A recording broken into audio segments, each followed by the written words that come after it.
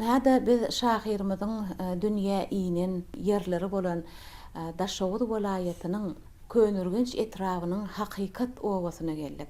Şahiriň iň uly agasy ine Dädebay Mejikow. Şeýle deniň bäri ýanyna şahiriň ýene-de bir agalarynyň biri Göllübay Mejikow daglar. Ine Göllübay agaň ojagyny dogan garyndaşlar üçin, goňşy golamlar, şu owanyň adamlary üçin şahiriň hormatyna giň saçak ýazdy. Bu ýerde dilegler edildi. Merhumlary hatyralap, hormatlap, hemem olary ýatlamaga mümkinçilik döredenlikler üçin şu watanymyza, döwletimizde bir halkymyzyň geljegi üçin bir ýagşy arzu dilegler edildi bu ojakda. Göllübay aga ine öz döwletli ojagyňyzda iň uly agaňyz bilen bilelikde ogullaryňyz bar, gyýylaryňyz, agtaklaryň, gelinleriňiz bar. Agda bir maşgalaňyzda şahirimiz ýatlaýak, sizi diňläsimiz gelýär.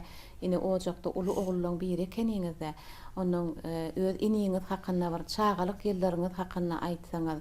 Durmuşda doganyň orny başga da, perzent üçin, her kim üçin şeýle ýakyn hossar hasap edilýär. Dogan diýmekligiň neneňsi gymmatynyň bardygyny onu biziň her birimizen bilýär. Siz öz şahir iniňiz hakynda nähili pikirler kalbyňyzda saklaýaňyz hem şolary halkymyza häzir ýazyk edip bizem ýetirsek ýaýlym arkaly söz sizden. Şun şair Recep geldi, Mejikowy ýatlap otur.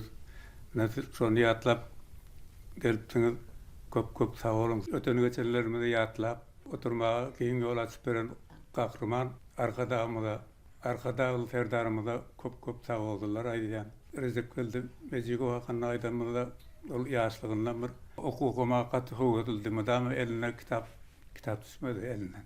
Soňlar ýokary okuwlary okandy urlaryna da dinsan suwatlaryna öýde bilendim gowgatna jardy. Bir değişmeti gowy ýetdi. Bize ora gowak ihlasly taqaty.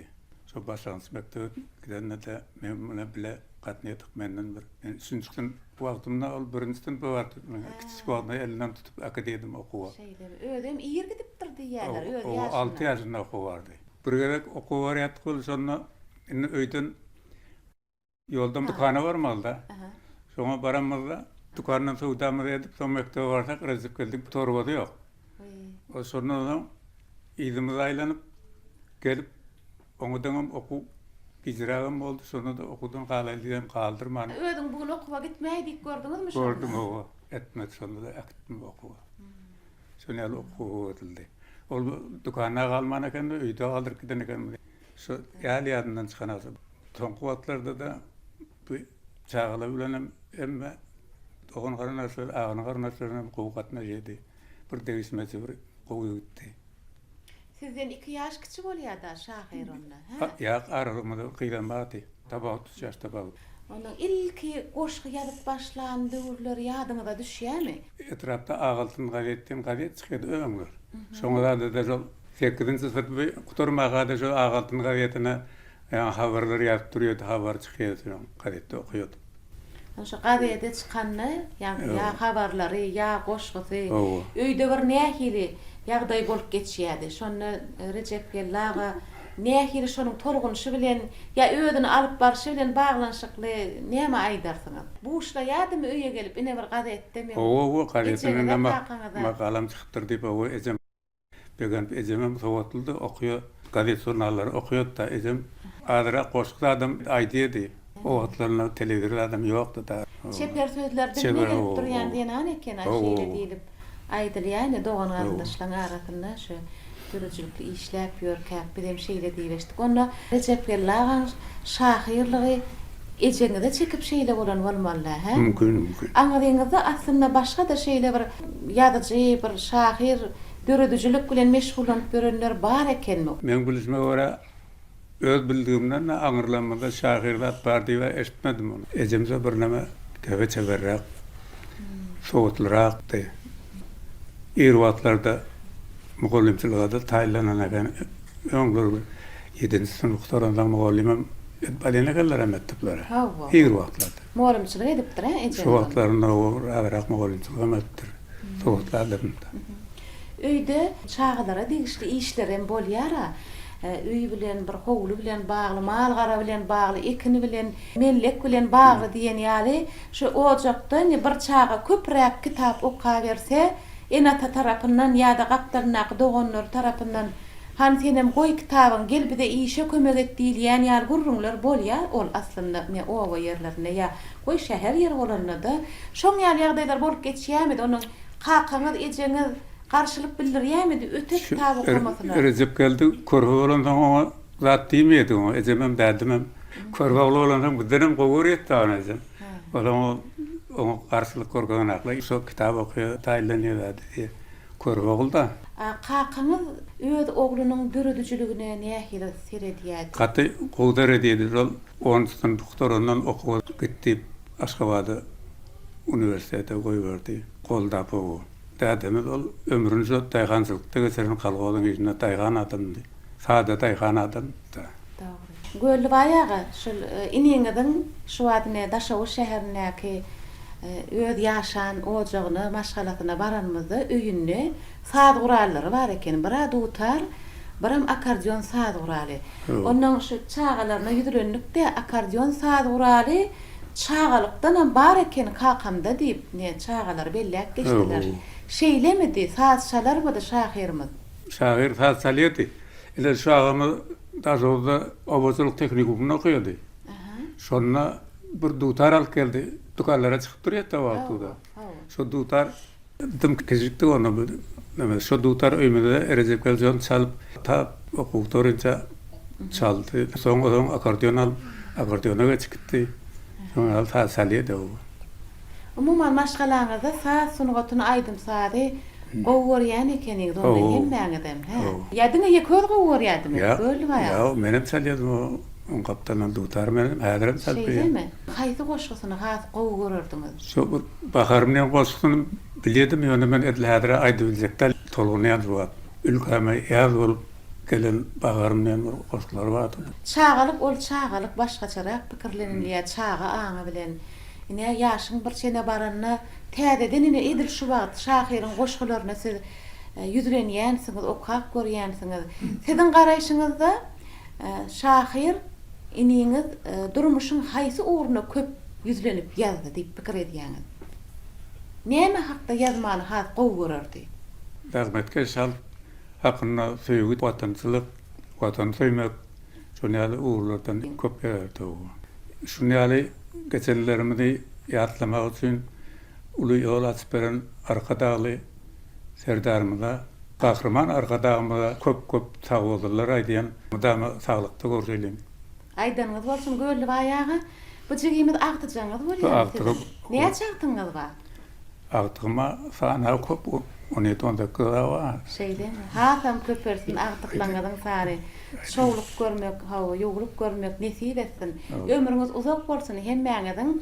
Indi şu jigimizde ýüzlenýäsiň gelýär. Hellen bäri gurlemetede yüzüme teredip gözü bilen bir zatlar maňa soraty gelýän ýaly düşündirýär. Hani jigimi kimid ilki bilen tanşaly, ilki bilen adyň soralýar, ha? Hani adyň aýtsen, adyň he? Nureldi. Nurgelli, ady Nurgelli. Nureldi. Nurgelli. Men dogry aýdýanda? Nurgeldi. Nurgelli. Düşündirýär däbide Nurgelli diýip aýtdy maňa, ha. Indi sen näçinji sınıfda okuýan şonamay? 2-nji sınıfdamy? Kän mi sınıfdaşlaň? Bir sınıfda näçe sany bolup okuýaňyz? 19. 19 sany. Gyýyt kän mi oglan kän sınıfyňyzda? Oglan 13, gyýyt 6. Ikisini 6 bilen 10-njy bolsaňyz? 20-den o zaman bir gitdi Aşgabatda okumana. Şeýlemi? Onu 13 bilen 6-ny goşýan 19 bolýar, ha? Birem gidipdir 20 keniňizde, o da şeýlemi? Iň gowurýan dostum adyny aýt. Bir gowurýan äne dostum bolýar. Menem joram bolupdy Arslan gowurýanmy? Gow okuýam Arslan. Sen näçelik bahalar alýan? 5. Diňe 5 alýanmy? 4 alýansyň ha ýöne, ha? Arasynda käwagt? Owa, käwagt. Käwagt, a 3lük? Ýok. Ýok, 3lük başgalarda bar. Ha, 3lük başgalar alabilýär. Ha, o diýär 5 barmaň deň bolan oga, ha. Hemmäňe diňe 5lige de okap bilmeýäňe, dogrymy?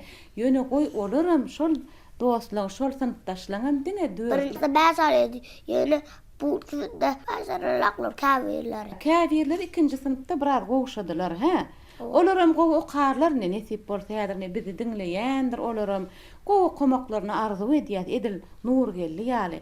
Nur geldi, ine bugün siziň öýüňize ýygnanyşdyk, ine ataňlara geldik bolin. Sen nähil pikir etýäň? Bugün size kim geldi?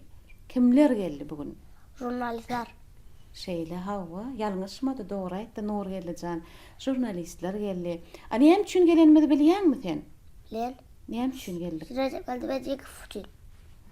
Hawa Recep geldi Mejekov üçin. Ol kim bolupdyr? Şahir. Şahir Recep geldi Mejekov. Teň nämeňiz bolýar? Kakam.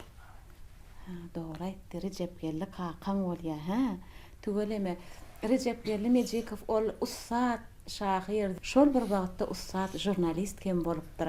Şu wagt tolgunmadylyk mümkin ýal. Nur geldi jigimide diňleýän bolen takyk sözli, anyk maglumatlara bay bolan jurnaliste iň wajyp gerekli bolan dörejlik tilsimlerini degişli bolan ýanky dogumlylyk, takyklyk, gysga sözlülük ine şo zatlar bar da şu jigimde. Belki sen hem geljekde jurnalist bolarsyň. Ýöne sen kim bolmak isleýän? Dogrudanam. Lukman. Ha, sen Lukman boljakmy? Onda şo Lukman arzuňa ýetmegiňem biz saňa arzu edýär. Sen näçe doganyň jigiň bar maşgalada özüň? Näçe? 3 müsün? Hawa. Oğlan gaýet olar aýdyp beren bol. Doğanım güreş. Ecekman gülöger. Onu 2 gaýet bir oğlan bolýaňyzda. Ýa, Güneş diýdiňe. Güreş. Ha, oğlanyň adymy Güneş. Owa. Ha, hawa, onu dogry bolýar. Ha, bir gaýet. Oğlanım gıydınamadı. İkisiniň amady goýulýar. Käbir ýerlerde Güneş oglana da goýulýar, gyýda da, dogry aýtdyň. Ýa-da paraha da adam şoň ýaly, asman adam şeýle. Hem gyýda hem oglana goýulýar, ol türlü ýerlerde şeýle. Sen adym kim goýdy ka bilýärmi? Kocam. Kim? Kocam. Okgejem? Şeýlem anyk bilýärmi? Okgejem da gypdyrmy? Nur geldi diýip. Şonu gowy öwrenipsiň, bilmeli kim sen adyňy da gypdyr. Näme üçin nur geldi diýdi käler? Onu me öwrendiňmi? Yaxşı da otdur. Yağış ýaganda bolupsyňmy? Onsoň ana ýere nur düşdi diýip, he? Yağış ýagdy, nur geldi diýipdirler, he? Yağış geldi diýmendirler, nur geldi diýipdir. Şol gowa, he? Nur geldi, at gatdy gowy bolýar. Indi goşgama bilýänsiň sen. Aýtjak, manda aýdyp bersene diňleýärler, hany teretýänler. Qon ýartdyrymda, nur çaýlar ölümde. Bu şeýle berdimiz arkada akserdarbız. Bolýar, indi mene düşündim. Ýene täzeden howlukman, gowy edip düşündirip ýene bir gede aýdyp berene. Qon ýartdyrymda, nur çaýlar ölümde. Bu şeýle berdimiz arkada akserdarbız. Hawa, bu eşreti berdi bize arka dağlı serdarmız diye. Ine Şahir Recep geldi Mejikowyň nesilleri bugün arka dağmyzy, arka dağlı gahrman serdarmyzy özümüze berilen şeýli eşetli döwür üçin, watan üçin alkyş aýdýarlar. Köp sag bol. Şu goşgy seterlerini näki alkyşlaryň üçin. Senem goşgy ýadasyň gelýärmi, ýadarmyň? Hawa ka wagtlar ýazym boş wagtym. Ýadýarmy? Hawa misalam işleyim. Musalam işleýän, ha? Matematikany öwürýänmi? Nähil goşgy ýazdyň? Goşgy tek kitapdan görüp ýazym. Ha, göçürüp ýazýan. Onu indi sen özüň hem kitapdan göçürüp däli pikirlenip, goşgy ýazmaga da synanyşyk gör. Sebäbi aňryňyzda bar da Recep geldi kakaň Şahir ol özüm şeýle zekini Şahir. Senem synanyş bolýarmy özüňden ýazmaga? Soň ýene de bir näde şoğuda gelenbizde biz jurnalistler bolup, belki duşuşar, şonu öz ýadan goşgyňy maňa aýdyp berersiň. Menem halkymyza ýetiren dostlaryň eşder. Sag bol Nur geljan, bir de onda gaýtmakçy, hawa goşgy düşseňem biz bilen habarlaşgyn bolýarmy? Sag bol onda. Hawa. Şahir ödürüçiligini çağıjyklamyzyň dünýäsine gözden salmanlar. Pioner jurnaly var ýene-de. Bu 1978-nji ýyllaky sany. Ine şunu bir sahypada Recepgelli Mejikowyň çağalar üçin ýöreti niýetlen goşgularynyň bir näçesi halkymyza neşir edilip ýetirilipdir ekeni. Ine şu ýerde Tanawaç atly goşgymyz, Kömelek atly goşgy hemem Men hudojnik atly goşgulary berilipdir. Bir näçe owadan çağa dünýäsine mahsus suratlaryň üssü bilen siziň ünsüňizi çekmek isleýän şahyryň çağalary niýetlenen şu Men hudojnik atly goşgysynyň çeperçiligine. Ine bu goşgyň ilki setirlerine üns bereliň. Gyzylly gerege köýnejik çekdim.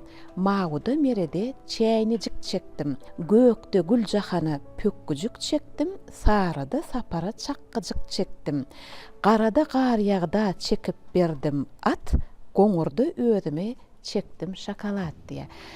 Diňe sözleriň saýlaşygy däli çağalan has ünsüni özüne çeker ýaly hem çağajyklaryň eýjejik dünýäsine mahsuslukda şahyr harplaryň bir-birine sazlaşmagyny şu goşgyda gazanypdyr. Ine şeýlelikde şahyr çağalary has öz dünýälerine mahsuslukda çeper süýjüligi şu goşgysyny ulanyp bilipdir hem ýüze çykarypdyr. Bu da şahyryň diňe bir ullar üçin däl, çağajyklaryň dünýäsi üçin hem dürüjligine münasip orun berip bilendigini suwud edýär. Bizim şonu size ýeri gelende ýetirmek isledik. Ine bizim bu duran yerimiz Daşawy şähernäki 33-nji çağalar bakça bagy. Bu körpeler ine şol 33-nji çağalar bakça bagyny tergelenýän bizim bagatly çağajyklanma. Ine o wodan türkmen milli libaslaryny giýip bizim dürüjlik toparmada garaşypdyrlar. Häzir ne ýüzlenen jigimjan adyň aýtsana maňa. Medine. Medine. Hani senem adyň aýt? Reyhan. Reyhan mı sen? Onun ejeňiz Medine Can, Reyhan Can diýämsiz? He? Ýüzlenenne. Şeýlemi? Sen neçe ýaşyňda? 5. 5 bolýar, Reyhan 5 diýmek. Şu çağajyklaryň hemmesem ýalňyşmasam 5 ýaşynda. Şeýlemi? Neçe ýaşyňyzda siz? 5 mi? Tuweleme. Ine türkmeniň gazyl ketenisinde şeýle bir owudunja bolup duran jigilemiziň bir adyň aýtjygym? Aylar. Aylar. Goşgy bilýärmi? Hangil aýdaly bile goşgyň diňläliň? Baktan doly günümüz, sensiz geçmez günümüz, biz senin oğlu kızımız, ak bakacağım, güzel bakacağım. Görýärmi nähil çağalar bagyny özüne terbiýe berýän bakça bagyny söýýärler çağajyklanmady. He, hanini bu oglanjyklanmada da ýüzlenelin jigim adyň aýtdy. Hacı. Hacımy sen adyň? Tügöleme nähil gowadyň bar eken. Goşgy bilýärmi? Bol aýdyp ber. Dünya nurun saçyarsan, ak mektem, bize ocağa açyarsan, ak mektem. Hawa, bize ucak açýarsyň, ak mektebim diýe bu çağajyklar. Ine 6 ýaşap bular mektebe bararlar. Eýe mektebi söýmek baratynaky söýge gaplanan duýgular bu çağalan kalbyny oýunypdyr. Gel şu jegimde de ýüzleneýin. Hani senem adyň aýdynmy? Ayhan. Ayhanjan.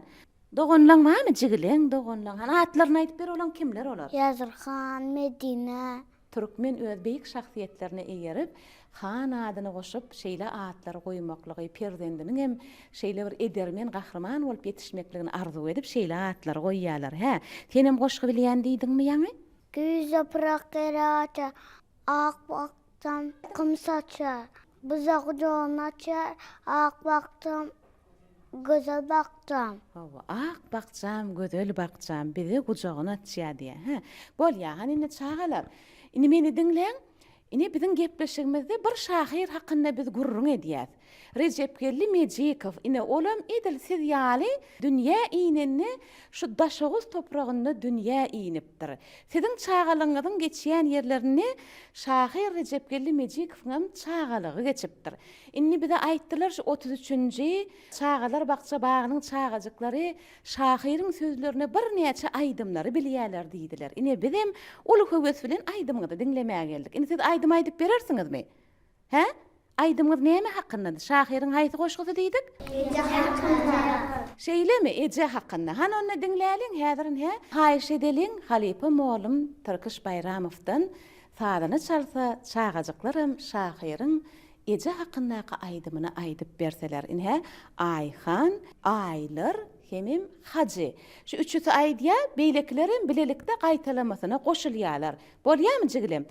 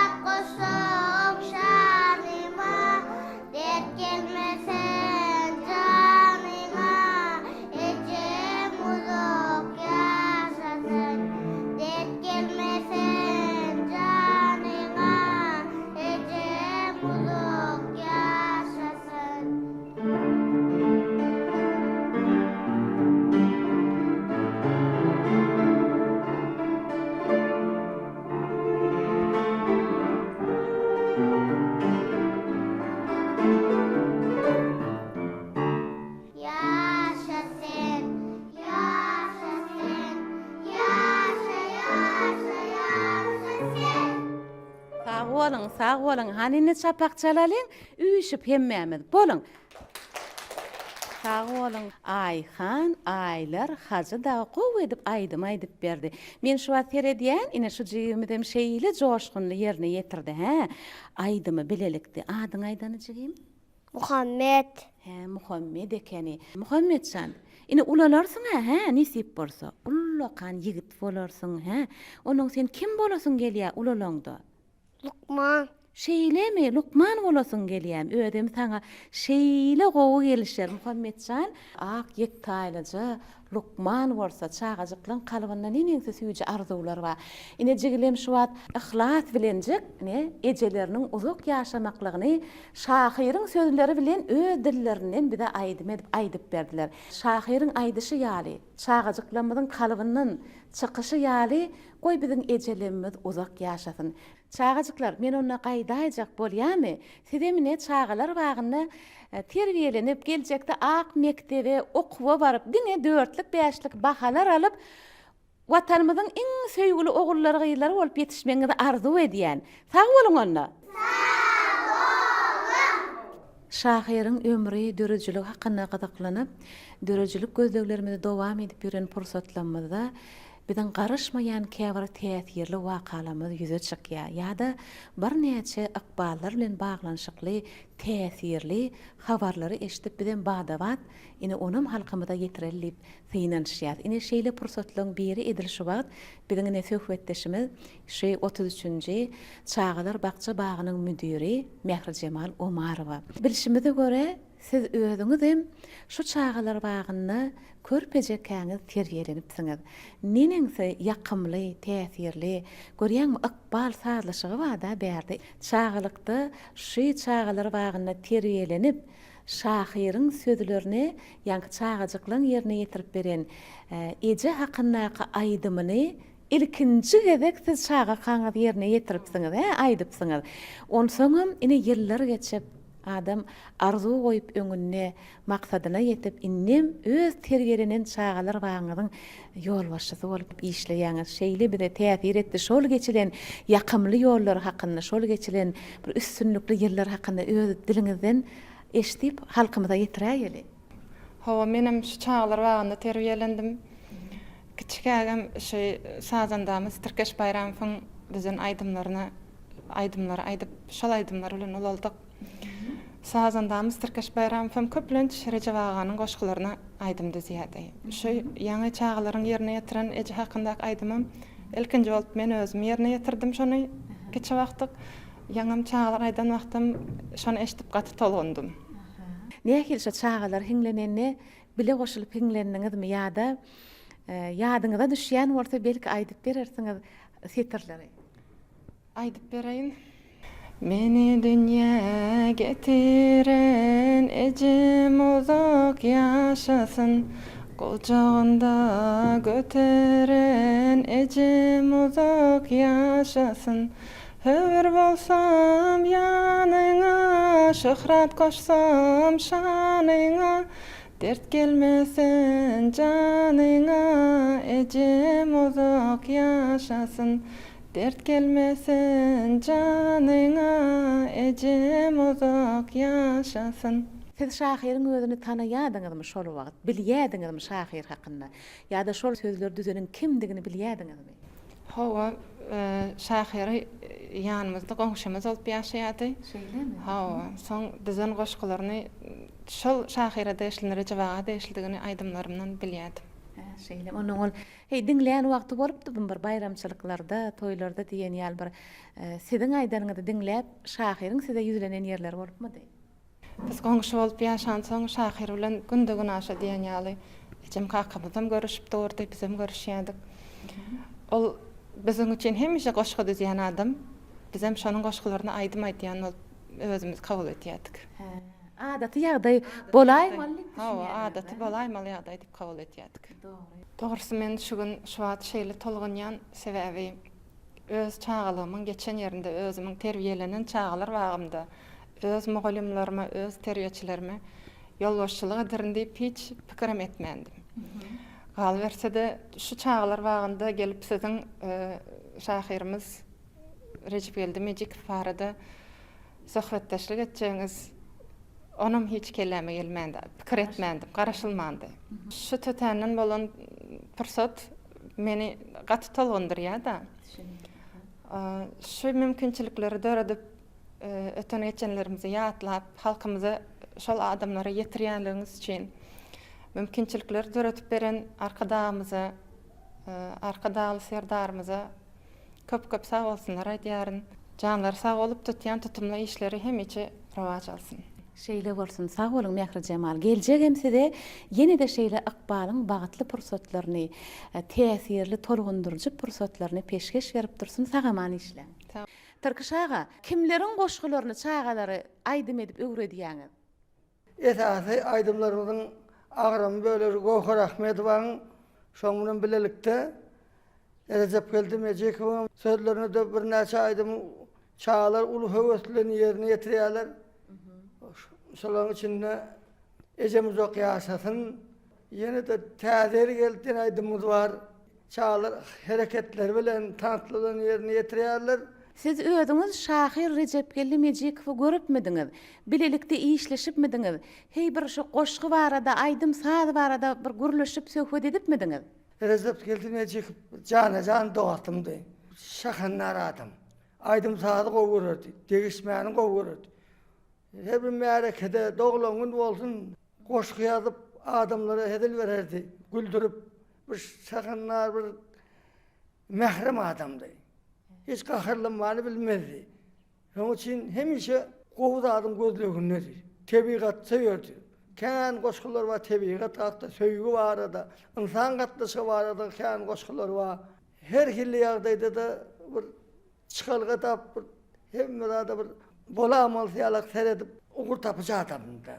Siz şahyryň özü ýaşap ýörke, goşgularyny çağajyklara aýdym edip ýetirýänligiňiz bol bilýärmidi? Hemem nähili kabul edýärdi?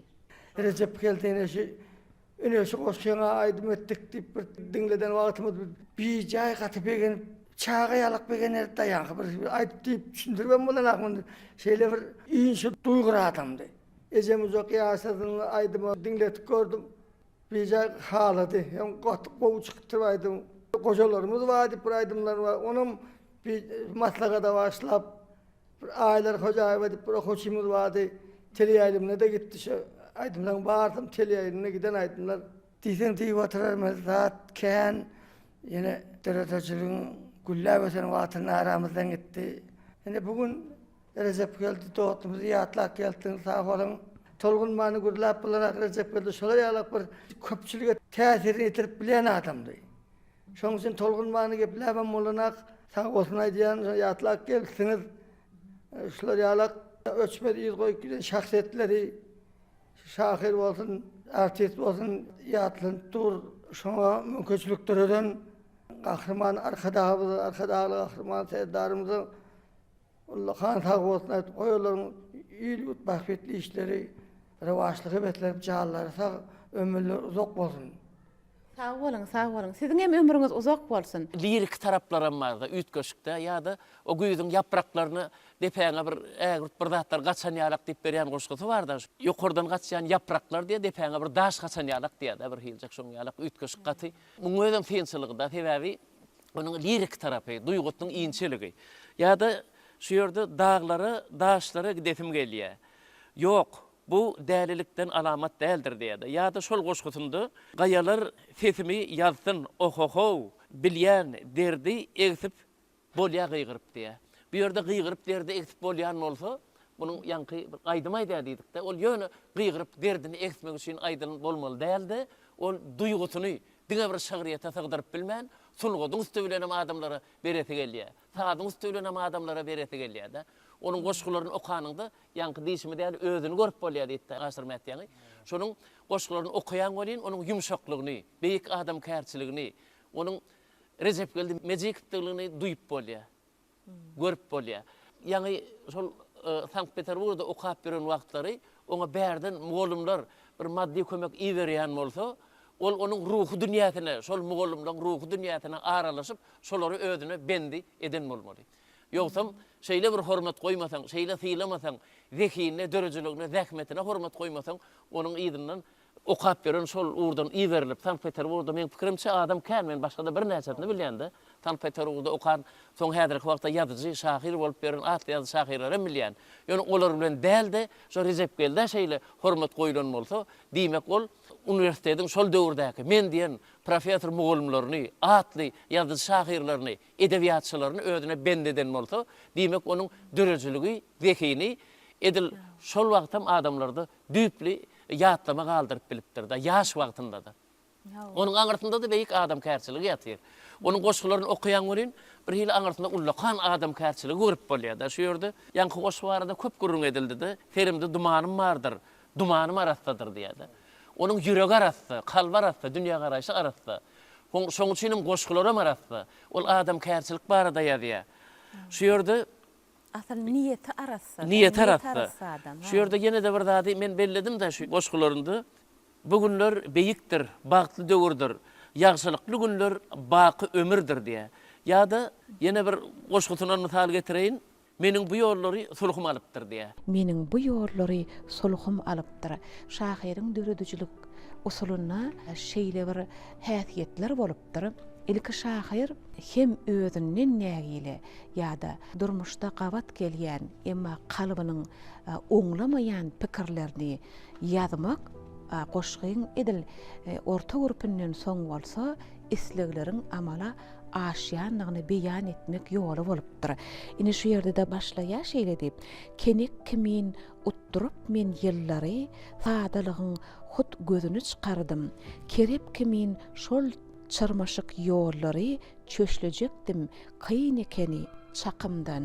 Ýa-da ine zanny pek ýüregimiň ýokdy hilesi, mümkürlük perdesi soň düşdi oňa. Şahyr durmuşda goýol şahyryň öz ykbaly bilen bagly bolsun ýa-da islenlik adam ykbalyna gawat gelýän wakalar, ilki göz ýetirip bilmedilik, ilki düşünüp bilmedilik, özüňde käbir oňlanylmaýan häsiýetleriň töwerek daşyň täsiri esasynda ýüze çykmagy näçe kynçylygam bolsa, geçen ýollarynyň, ýagni meniň bu ýollary sulhum alypdyr diýip goşga söz başı berenni eýýäm.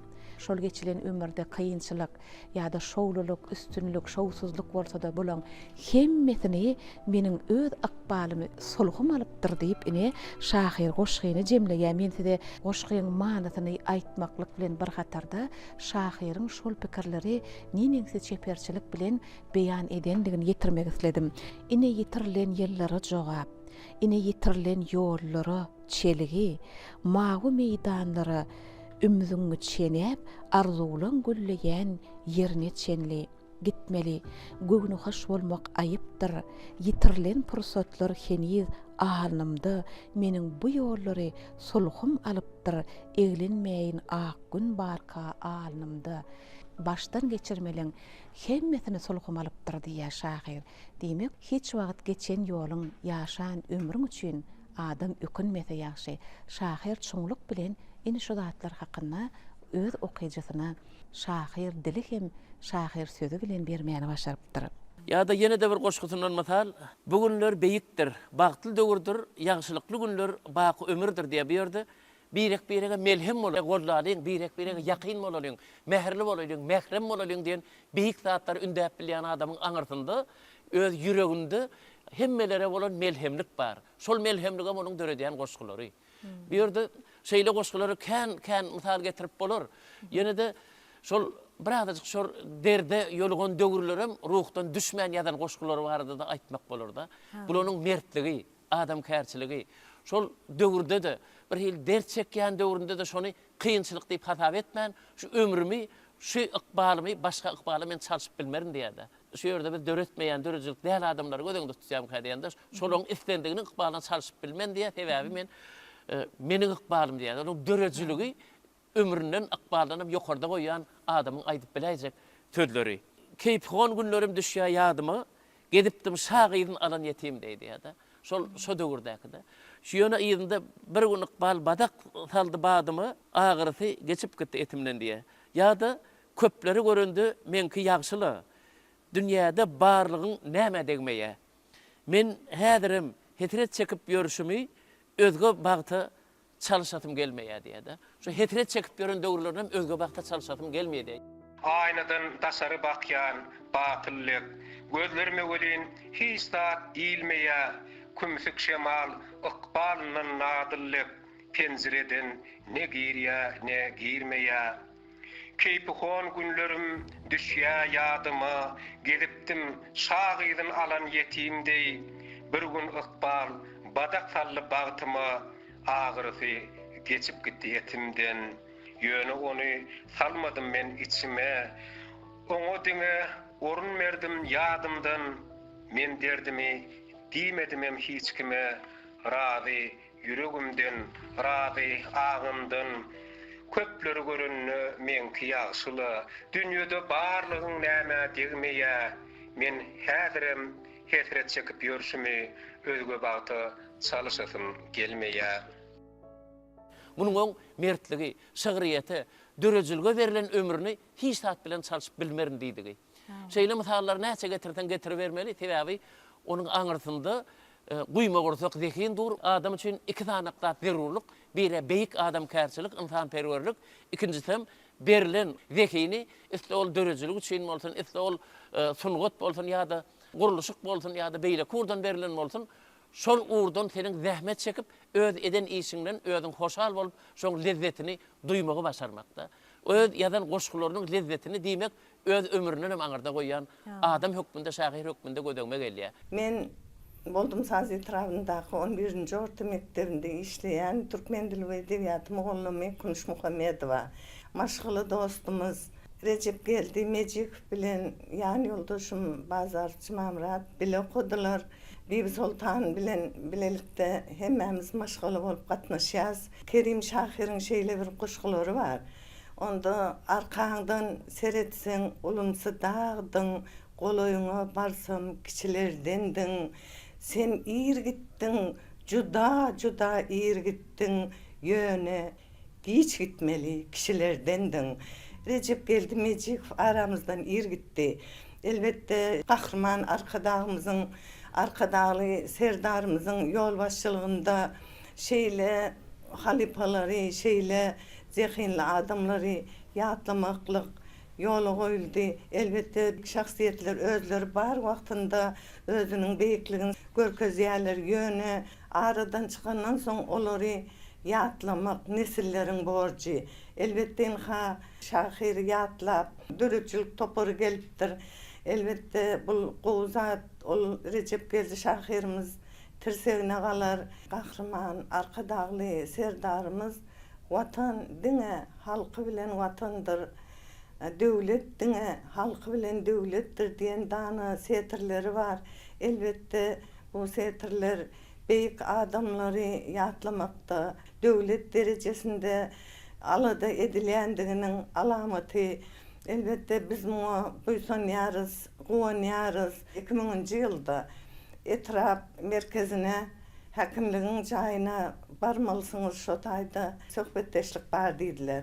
Bardım weli barsam Recep geldi Mejikov bar ekeni. Ýollaşym öňünden tanýa bilýär ýöne men şolary ilkinji gezek görüşümdi. Siz diýdi Mollum ekeniňiz hawa türkmen dili edebiyatym gollum hawa onda siz Gurban bayramy barada hemde türkmen tahyýasynyň dikilişi barada görüň beräýsiňiz diýdi. Bor hökmen görüň beräýerin. Men Gurban bayramy barada söhbetdeşlik berdim şo radio gyzym bolsa türkmen tahyýasynyň dikilişi barada görüň berdi de. Şondan soňra biziň aramyzda şu maşgala dostlugy, maşgala gatnaşygy başlady. Ondan soň Recep geldi, bir hepde geçdi welin öýe bardy. Gelin geçin diýip juma ony öýe getirdi. Şeýle diýdi maňa türkmeniň milli nahary diýdi, jöwen undan kürtük pişir diýdi. Bor diýdim de kürtük pişirdim weli. Olam öýüne gelip gelini Bibi Sultana şeýle bir jumanyň aýaly kürtük pişirdi. Onu iyip doýarýaldy. Senem pişiräý şon diýdi. Onun Bibi Sultan alyp bardy. Şeýdip aramyzda çağılar oýnap, gülüşip, degişip, Recep geldi bile juma degişip, gülüşip, bizem Bibi Sultan bile ýönekeýje mesaw gürrüňler bilen oturduk. Şeýle bir pursatlar ýatda galjy pursatlar bir adamyň kalbyndan çykmaýa Recep geldi şeýle bir wäşi, hoşgulukly, işeňir, zehinli ýigitdi. Onun şeýledigini halkam bilýär, onun ýazan goşgularym tekrarlaýar, topragym, ogluma, terjime halim diýen ýaly bir näçe goşgulary bar. Şolary okanyňda maňzyňa batýardyr şol goşgularyň manysy, mazmuny da özgeleriň göwnünden turmagy, özgelere bir göwünü göterji sözler bilen garamagy ýa-da özgeleriň aladasyny etmegi şeýle adamlary uly derece, şahsiýet derejesine ýetirýär-de. Şeýle özgeler hakynda alada edip bilýän, özüniň goşgularyna ýeti zehinini, watan, halk hakynda siňdirip bilýän zehinli şahirimiz Recep geldi. Mejikow ýatlap gelipsiňiz. Köp sag bolun. Men hem şu pursatdan peýdalanyp, bagtyar zamanyda ýaşadýan öz halkyny beýik ösüşleri alyp barýan Gahrman arkadagly Gahrman serdarymyzyň janynyň sag, ömürleriniň uzak bolmagyny, il, ýurt bähwetli, dünýä ähmiýetli alyp barýan işleriniň rowaçlanmagyny arzu edýärin. Sag bolun. Da şu şäher 2-nji taglyk öýüniň maşgala lukmany Nogul Garabalwa.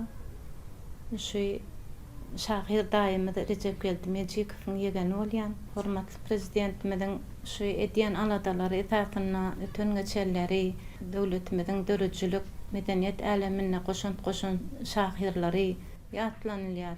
Daim diňe bir jurnalist bolmak bilen çäklenmän ol bir medeniýetiň içinde öten adamdy. Daim şoň ýalsynç adamdy. Ödüm görünmähali adama şu gyssagly barýanam bolsa bir işi yetişikti günne bolsa da şo bir öýnü mehmançylyga da baramada da daim hormat bilen bize de üns bererdi. Şu göwnümi galkyndyryp gow gepler aýdardy. Şu 1-nji iýun çağalary goramagyň güni gelerdi welin ýerden jaň gelýär. İş yerden dağ jaň gelýär kädip pawsala bilen ılgap barıp alarsyň. Daim şu yetişikti günne çağalary günü bilen kutlardy. Şu begenip işe gidýärdik da. Şu ilkinji ýer bilen jaň edýän kimdir diýsen daim bolardy. 1 sentýabrda da edilşen ýalakda. Soň şu bir däpdes durýaly bolup galdy. Kapydan girersiň weli daim derewem şoňa bir baha bererdi. Gün götürjü gow häsiýetleri bar da, şo daim mehmançylyga çağırasmydy gelip durardy biziň. Taçak ýazar weli şoň çağalary mylgaşyp başlar daim geljek güni biziň öýümiz şo ödödünden enqi aratdaçylyk ederdiler, oduny goýjak bolardylar. Taçagymydan gowet ýazak bolardyk. Daim gelerim weli derewem şoňa baha bererdi. Eýämem şoňa bir hili adamyň ýadyna galýan süýç sözler kendi onu gursagyndan diňe gowy söz çykýardy. Iň merkezi bir çağalarymyň bir akvariumjygy bolýardy. Şonu gelýärdi, balyklar bilen gürleşýärmi, balyklar bilen gürleşip durmalydyr diýärdi. Durun deminde de akvariumda täsin balyjak, uly hem däl, barmak ýalyjak diýip edil şo ýerde de goşgy düzüp berýärdi daim. Bir de berýän şo maslahatlary, maşgala ojagynyň berip bolmagy, birek bilen ysnyşyp ýaşaşmak, süýgü barada gowdatlar aýtyp berýärdi daim. Birek sylamak barada, çağalan psihologiýasy barada. Lukman hökmünden şonuň bir de berýän maslahatlaryna ödüm gowanýardym. Taglyk Lukmany bolmasa da ruhy Lukman diýip aýtyp biljekde. Şonuň ýaşy häsiýetleri, ýaşy enlikleri, ýaşy öwütündewleri şo entägem biziň ýadymyzda da şondan alan nusxalyk häsiýetlerimizi özümüz hem şo çağalarymyza berýär. Birege hormat goýmak, birege baha bermek, şo ýyly mehri sözleri aýtmak, şoň ýaly häsiýetlerini bize geçirip gidenine buýsanýar. Şu edýän tutumly uly işleri üçin gahryman arkadagymyzyň, gahryman prezidentimizin, arkadagy terdarymyzyň ömürleri uzak bolsun, janlary sag bolsun, tutýan tutumly uly işleri hemişe rewaj alsyn. Ýaşlyk jurnalynyň 1990-njy ýylda çykan sanlarynyň birinde ýene-de Recep Gelli Mejikowyň goşgulary berilipdir. Bu ýerde şahyryň goşgularynyň ençemesi bar. Şolaryň arasyny şoşga men siziň ünsüňizi çekmek isledim. Köpçülükde köp boldum diýip atlandyrylýar. Şahyr megerem şu goşgyny gönden-göne öz durmuşynda bolup geçen wakalara baglanyp bolmaly. Adamlaryň arasyna bolmak, olaryň alkyşyny almak, ençemegedek boldum, dürüjlük duşuklaryna boldum. Bir näçe el çarpmalary münasip boldum. Käýe ýerlerde bir kelebiň ujuny ýitirjek bolanda adamlaryň özleri seni ýola salyp goýberýändik hakyny adamlar bilen, köpçülük bilen öz gatnaşygyny şu goşgyda berip başarýar şahyr. Indi bir soňky wendine siziň ünsüňizi çekeýin. Gülmediler, gaýtam çapak çaldylar. Syzdyrdylar goşga teşnediklerini. Gowy goşgularmy saýlap aldylar, özüme goýdular paşmadyklaryny. Indi durmuşda käy halatlarda bagşy dinlenlenne, saz dinlenlenne ýa-da şahyrdan goşgularyny okap bermegi sorulanyny şonu dinleýijiler şeýle diýip ýüzlenýärler.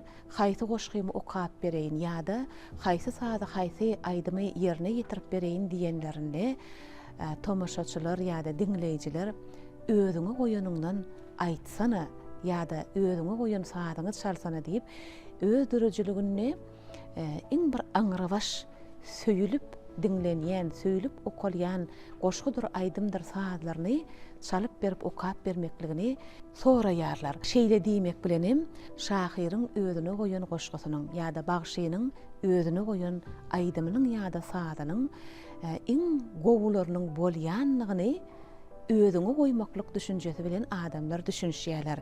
Ýöne Recep Gelli Mejikow bolen goşgusyny şahyryň özüne goýulanlarynyň paşmadyk goşgulardygyny şeýle bir çeper meňzetmeliň üstü bilen bize ýazyp miras goýupdyr bolen öňden gelýän şol pikiri garşydaş manyda ýöne ýene-de gowluga bermeni başarýa. Gowu goşgularmy saýlap aldylar, özüme goýdular paşmadyklaryny diýe halk bilen şahyryň arasyndaky gatnaşyklarda şol özüne goýulan goşgularyň bir neme paşmadyklarynyň bolanlygyny, olary özüne goýulmak bilen täzeden işläp halka ýetirmek maksadyny şahyr okuyjyň öňünde öz setirleriniň arasynda maksat edip jemläp bilipdir. Bir duşyadyk bolyn edil dogon mene duşan ýaly. Onuň dörejilgi adamlaryna sarpaty şeýle belentde. Biziň goşgulanmada şo wagt döreden eterlenmede Atajanym gurbandyrdy, gurbanda edip Mehmet Seyidif ýaly ýa Kerim ağa, Berdan Adar ağa ýaly adamlar teretdiler-de. Şolary da şeýle bir sowallar berýärdi üýtgeşikde. Şol bir şahyryň goşgusy hakynda köpürek gurrun bolup berdi. Recep geldiň diýen ýadymda halifa hökmünde fiýle uludur bolyn onuň gönümelligi de hemmele bunu goşgulanmada da eterlenmede de teredilse nähirrak borka diýip gönümel sorap bilýärdi de. Dogry diýip diýip onu goldaýardylar da. Biz gyzygyp şu goşga gerikdi aýtdyr şoň eterlerine hemmeňiň hem gowy diýip şoň ýalak teredilip beýlekleri de geçiläýärdi. Teräwi ýurdumyzyň hemme ýerinden gelýän ýaşlar hemmesiň goşgular hem gowy, eterler hem gowy, başdakylaryny gyzygyp beýlekleri ýatdan çykarmak bolanok diýilen ýaly bir gowy gönümel aýdyp bilýän oglandy. Ve edil keşfi gödüňimizde dur. Bu ömrüň soňky döwürleri men onu görüp bilmedim. Onu radioda dinläp bilýärdim. Duşan wagtlary habarlaşyp bilýärdik. Dogon ýal görüşüp bilýärdik. Ýöne gödüňimde meniň şol ýaşlygy, 80-nji ýyllaryň ortalaryndaky ýaşlyk gödüňimde dur. Men onu başga ýaşda, ulrak ýaşda ýa-da başgarak ýyly, gödüňrak ýyly gödüňime getirip bilemok. Onu döreje adam hökmünde, şahyr hökmünde. Edil häzirki döwürde gahrman arkadagy gahrman ferdarmydyň, medeniýetimiziň, sunugatymyzyň, umuman edebiýatymyzyň, onuň ösmegine münasip goşan adamlaryň ruhuny sarpa goýup, onu öwrenmäge, şeýle bir giň okujylary, dinleýjilere ýetirmäge mümkinçilik döredenlik üçin gahrman arkadagy gahrman ferdarmyda tüýsürekden sag bolsun aýdýar. Ýagşyny ýatlamak, onuň eden işlerini ýatlamak, dörejilgi adamy diňe öz döwrüniň adamy däl, ol istendik döwrüň geljegiň adamy. Biz onu häzirki döwürde gahrman arkadagy gahrman ferdarmynyň döredip beren şertleri netijesinde doglanynyň 300 ýyllyk münasibetli beýik Pragynyň dünýä çykarylýan dörejiliginde görýär. Bugun beýik Pragy bilen Türkmen döwleti dünýä çykýar. Biziň däp desturumyz dünýä çykýar. Şoň bilen birlikde de gahrman arkadagy gahrman ferdarmynyň tutuş adamlaryň bähwidini ýugurulan, gönüktirilen parahat söýjilikli siýasaty ýüze çykýar.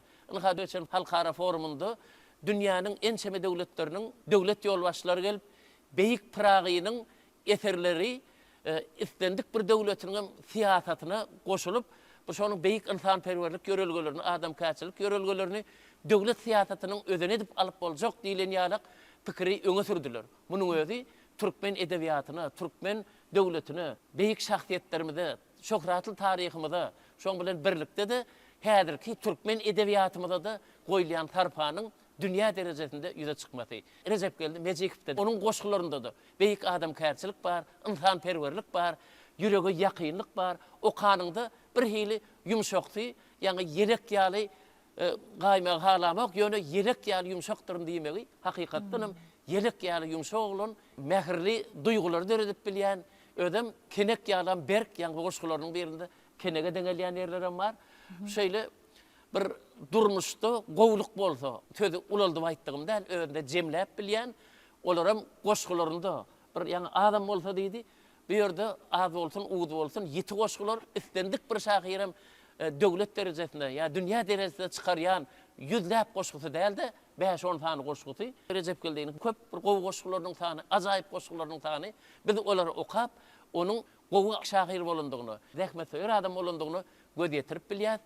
Bir gepleşigimizde de onu näçe haýy tarapdan açdygym açy bermeli, sebäbi şu ruh çyragym gepleşiginiň özi bir giň okujylar köpçüligi üçin, ikinciden hem şahyryň dörejiligini hemme taraplaýyn açyp, onu bir edebiýatymyzda öçmejek ýyl goýan şahsiýet hökmünde ortağa çykarmak.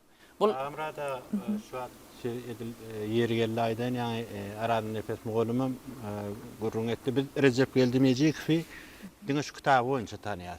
Şu kitabyň naky bar goşgulary boýunça tanýas. Ýöne bir kil bäri men gyzyklanýan döwlet tapanasynyň arhivini agdardym. işlerin gaziyetlerini aktarıp çıktım. Şu tayda bir de henilmeyelim bulmadık. Bizim bilmeyenimiz öğününe saklanmayan ne gol yazması ne başka hiç yerde saklanmayan koşkular katıkayan eken. Recep Gelli'nin belki koşkuları ehlisin yığın alsa belki tomluk kitap olur. Ol entek nemeyelim, onu yürüte iş edilmeli, yığınamalı, bir yere cemlemeli. Şu sonki şu gepleşin yazgısı boyunca tayarlı işler geçiriliyakelde ol Angri Moskva'nın Sankt Peterburg'u gutorp gelenden sonra şol wagty Balkan vilayet gazeti var. Türkmenbaşy etrafına çykýan eken şu gazetde işe başlaýa. Şonuň özünde men şu gyssa gara 100 ora agdaramda bir 5-6 goşgusyny entek bir nämeýälim goşgulardan üstünden bardım. Şu gol yazmalardaky goşgularyň bir näçesi halkymyza entek ýetirilmedik. Siziň okap görmedik goşgularyňyz. Şonuň üçin bularyň köpüsini biz gepleşigimiziň dowamyny başardygymyzdan ýüzlenýär. Şahyrda şairlarynyň arasynda halk döredijiliginden hem bir näçe goşgular berilýär. Ýagny gazallary, dönemler, ýadyny ýar-ýarlar, olaryň bir näçesi ýa biziň aýdymsa sunugatymyzda bir näçe halk döredijiligining folklor eserlerini köpçülikliğin aydym edilip halk döredijiliginden bölekler, aydymlar ýerine ýetirilip gelinýär diýmek. Aydymsaz älemine Recep Gelli Mejikow halk döredijiligining bir näçe folklor eserlerini de öz dörejiligine öz bolşly goşant goýup giden ekeni. Hemem halk döredijiligi diýilende ýene de bir zat ýadyma düşdi. Şahyryň goşgularynyň arasyndaky aýratyn goşgular şu toýlarda aýdylýan goşgular bilen baglanyşykly. Ine dostumyň toýuny okalan goşgy ýadyny toy arzulary, toy tostlary diýilýän ýaly bir näçe şo manydaky goşgularam bar. Ine şolaryň birine siziň ünsüňizi çekmekçi. Ol goşgy edebiýat we sunugat gazetini halkymyza ýetirilipdir ekeni, dostumyň toýuny okalan goşgy diýip. Şoňuny iň soňky bendinläki çeperçiligi ünsüňizi çekeýin. Naýynjar seridiýe oýnak hem aşga salam berýä geçip bilmeýän deňinden çağalygy ayağından atlaşsa jahilliği çekip barya yeňinden diýäde. Soňky iki setr şeýle bir täsirli setr. Adamyň ýaş müçelerini şahyr şeýle bir beýan edýär. Çağalygy ayağından atlaşsa diýä ulalyp barýan ogul perzendiň ömrüni ýatladýar-da, jahilliği çekip barya yeňinden diýäde. Saňa inniki dolýan ýaş yeňinden çekip barýar diýär. Şeýle bir çeper, şeýle bir özüne çekýän setrler şahyrda dörejiligini bular ençeme bar. Dağlara, daşlara gidetim gelýär. Ýok bir del matlapdan alamat däldir. Durmuş ummanyna şäheriň içi men başymda duran melamat däldir. Sinlap dursam dünýä atly guruluşy gaýan üstünnäki serkedeýin men ýa-da adam sedey ilki durmuşyň ot ýakyp derdimi depedeýin men. Gaýalar sesimi ýatsyn, oho bilýän derdi egzip bolýar gyýgyryp. Saýmaň meni ala samsak ýa-mako peýwagtyma gezip ýörsem fiýgyryp. Bir arzuwum bir güt ornuny ýerläp, dünýe bilen isteküşdim iki çäk, derdimi täzeler, yaramy dyrnar, ýöne bejerişem bolar kiçiräk. Soňra ýene dolanaryn şähere, dolap gider ýaşaýyşyň akymy, durmuş gırdagyna hopgan adam päte yekelikden tapar akyly. Recep Gelli'nin Recep Gelli'nin dörejiligini bu kitapda ýaly. Bir onu inni täzeden agtarmaly, täzeden tapmaly, täzeden okuýja ýetirmeli. Öyle şeýle bir dili, süýji dili bar da Recep Gelli'nin. Onuň ýene bir zat aýdatym gelýär.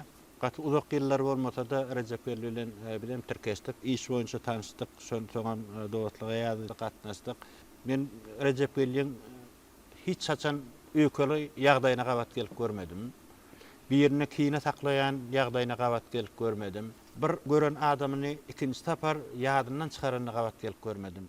Bilen seýreke sataşýatyk bolýar. Soňundan gazetinde, ýerli radioda bile işleşen Türkeşen oğullar bilen gadyklanyp gördüm.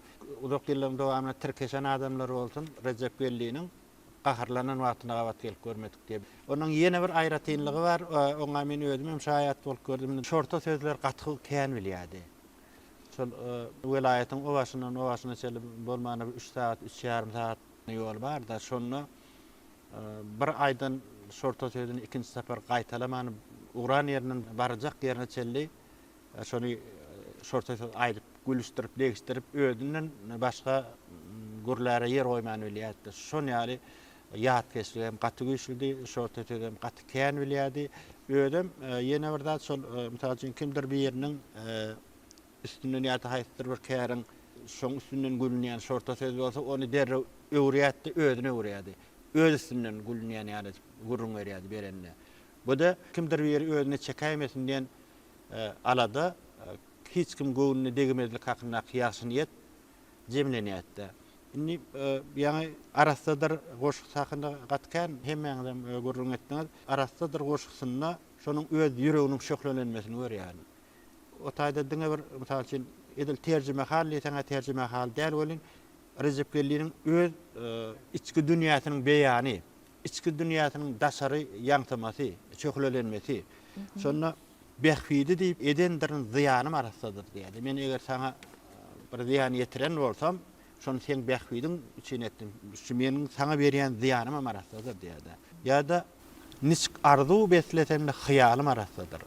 Meniň niýetimi, meniň arzuwym, meniň aýdan sözüme kimdir beri kesät çekip özüne ziýandyr diýip kabul ediler de, ýöne meniň şu ziýanym arasadyr, hyýalym arasadyr diýdi. Şoň üçin men şu köplenç ýadyma düşen, mysal üçin şonuň söhbetlerini, gurrunlaryny küýtänine köplenç ilkinji okuyan oşgym şu arasadyr oşgy. Şu oşgyny okuyan bolin bir ýyl Recep Gelli gapdalyny oturan ýaly, ýa şoň bilen söhbetleşik edip oturanyn ýaly, ýa şonu büyünjik sataşyp görüp täzelikde şoň bilen aýrylşan ýaly duýgular başdan geçirýär. Onuň men Recep Gelli'niň goşularyna ýene bir zady aýratyn halyan onuň lirikasy şeýle bir güýçli, öýle hiç kim kemeňdemeýän lirikasy bar.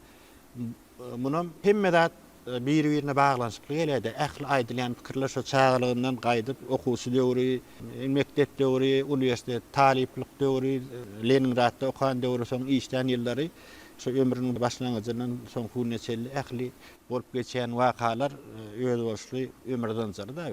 Şoň üçin hemme adam baglanşyply görýän. Men şu Recep Gelli'nin öz bolşly lirikasynyň bardygyny, onuň ähli zada diňe söýgü bilen teredip bilýänlerini görýän. Ol mysal üçin adama da, yollaşa, dosta, goňşa, golama, ähli zada ýollak, ot çepede, guşa gumrada söýgü bilen teredip garap bilen adam, şolardan hem söýgüni özüne siňdirip bilen adam. Islendik zada söýgü bilen teredip bilseň, şondan sen öz gerek zadyňy alyp bilýärni. Onuň hem Recep Gelliň Agamrada ýa-ni sizem aýtdyň hyýal wentlige gaty güýçli. Şonuň bilen bir wagtda da meňzetmeler şeýle bir inçelik bilen alýar. Şonu häzir käbir misallar getireýin. Sözümüzün gowru bolmadylygy ýaly. Şeýle hetirleri bar da taralyp ýere soňrulan seniň söýgü hatlaryň deý yapraklar lagnatdaşy bolup depe gaçýarlar diýdi. Men şu an şonu okujak bolup edimdim. Men şonu Eşidýän alysdan guşlaň gowrun, olar ýürek yaralarmy açýarlar, saralyp ýele soňrulan seniň söýgü hatlaryň deý yapraklar lagnatdaşy bolup depe gaçýarlar diýdi. Hem meňzetme bar, hem söýgü bar. Söýgü bar. Ýa-da mysal üçin teňngelerin ýalňyz derwişiň gömsüdei hiç kete rawa görmeýän seniň ham teňňesi ýaly görünüşiň hakydamda gidläp galýaryny görge diýdi. Ýa-da mysal üçin ýanky okan beýendim saňa diýen goşgysyndan ýa-da salam güýdüm. Soňsuz sowallardan, howsalalardan, gara başym huşdan aýra düşüpdir. Çolaşan tarlarday ýoda ýollardan döwüm pes köňlümem gaýra düşüpdir diýdi. Ýa-da güýz bilen gyş arasatly goşgysam. Ha, o güýz bilen gyş arasynda atly goşgysam şonu ýaly. Göz bilen gaş arasynda, güýz bilen gyş aralygy diýip şeýle çeper goşgy. Onuň Recep Gelli ýyldan ilk özüne öwrenen şahyr hata edýän. Ne adam bardam taşdyňy ýyly öwrenip ýa-da ýyly baha berip ýören. Recep Gelli'niň esasy aýratynlyklarynyň biri ol özüni gaty bilýär. näme okuyplydygyny, nämäni bilýänligini, ilden mysal üçin nämetiniň kemdigini, nämetiniň artykdygyny, öz derejesini, öz agramyny gaty gowy bilýän adamlar. Şoň üçin özümi öwrenimni bir goşgusy bar. Staýda men gaty mert gördüm.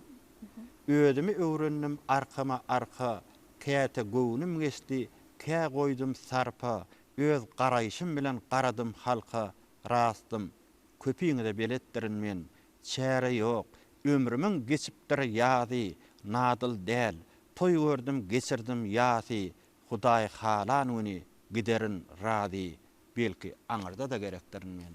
Bu ýa-da diýişim ýaly biziň köpüýimizi özümiz tanamasagam, biziň köpüýimizi tanap bilen şahir hata eden Recep geldiğini. Ine saralan sahypalardan miras galan ýazgylar ýetiresim gelýär.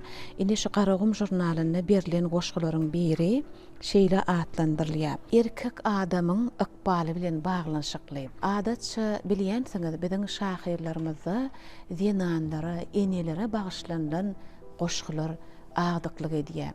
Ol hakykatdan biziň türkmen zenanlarymyz zenan dünýäsi şygyra münasipdirler. Ýöne durmuşda erkek adamyň tutýan orny, oň ahwaly hakyna ýazylýan goşgular bir neme gytrak. Ýöne ine şeýle goşgularyň birim Recep Gellimejikowyň dörejçiligini orun alypdyr. Ine şu Garagum jurnalyny şol berilen goşgy ine biziň elimizde şoň gol ýazmasy bar. Bu gol ýazmany biz Recep Gellimejikowyň ömür dörejçiligini öwrenmeklige başlamazda iýleşlemiz bilen habarlaşyp bilelikde şahir hakyna öwrenýäkek. Oň nesillerinden şahir Ismail Tagan ine şeýle gol ýazmaň bardygyny biziň dörejçilik toparmada ýetirdi.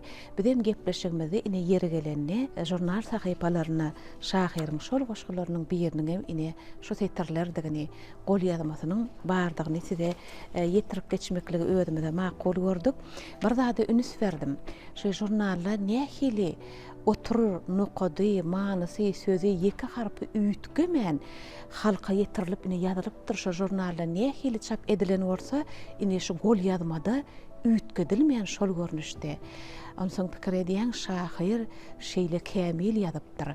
Ol ine şeýle arasadan, özüm owudun, goşgyň dünýä iňişi bilen halka ýetirilşi ine desden ekenne netijede şahiriň takyk hemem döredijiligine jogapkärli çemeleşip öz gol ýazmasyna mine şeýle sözme-söz, nukatma-nukat iň soňky gutarnykly görnüşini ilki ýazyp bilýän bolmaly diýilýän netije getirýär. Her bir okuýjyny ýa-da neşe gol ýazmany gören adamlar hemem halka ýetirilen görnüşini deňeşdirip görende ol ilki döredenni gutarnykly ýazmany başaran şahir bolmaly.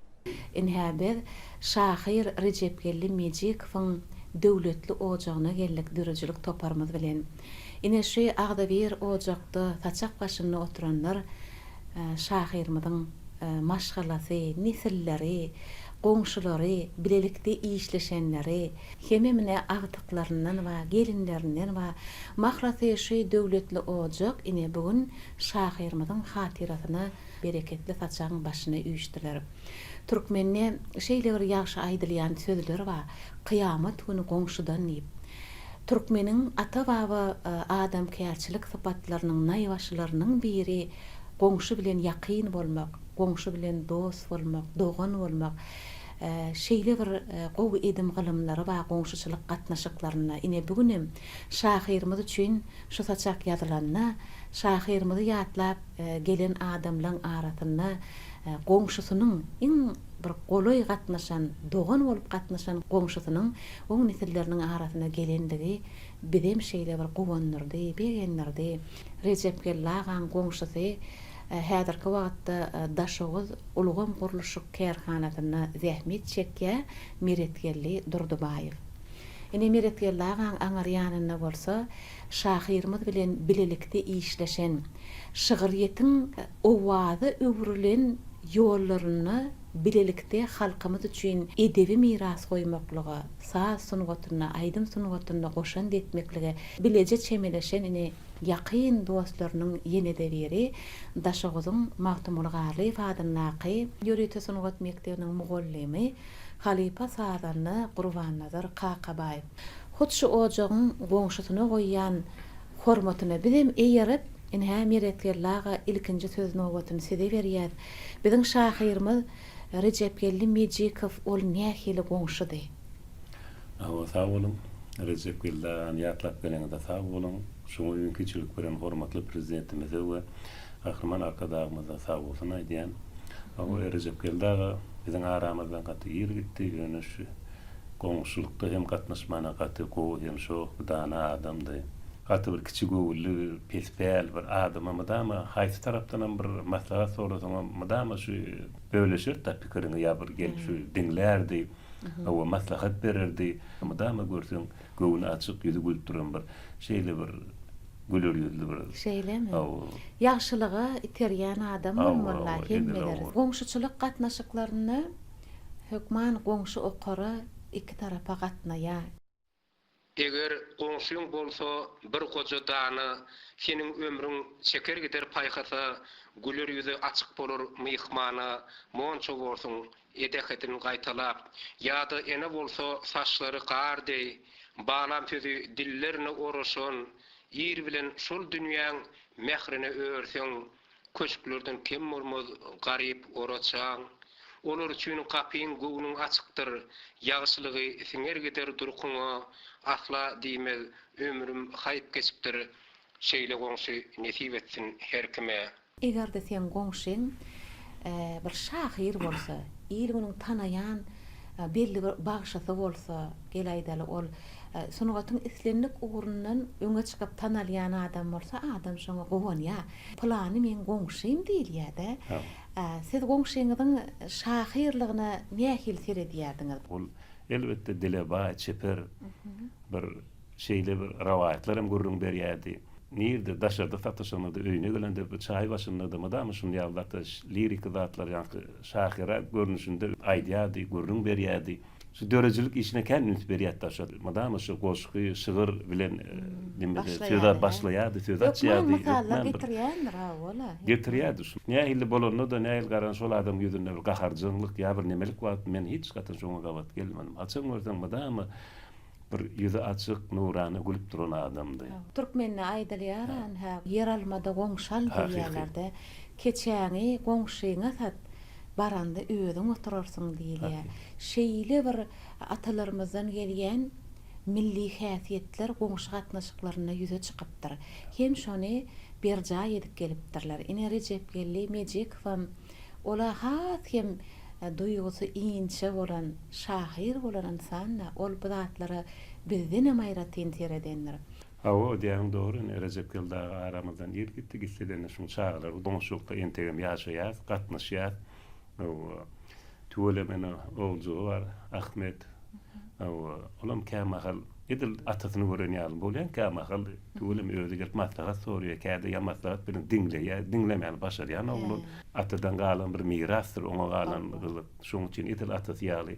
Bir zat diýdiňe dinlemeýän başarýan oğlum. Men diýen şu Recep Geldi agaň özüň şeýle päkligi duruýdy ýani şuýerdi şonu. Elbetde, terbiyesi. Köp sağ bolun dostuňyz hakynda, goňşyňyz hakynda şeýle gowy görüň aýdýaňyz. Aslynda goňşuçylykda islenlik adamyň maşgala ýagdaýy, girim çykamy, düzgün tertibi, şo maşgala bilen, şol ojak bilen gyzyklanylsa, ilki bilen goňşusyndan soralýar.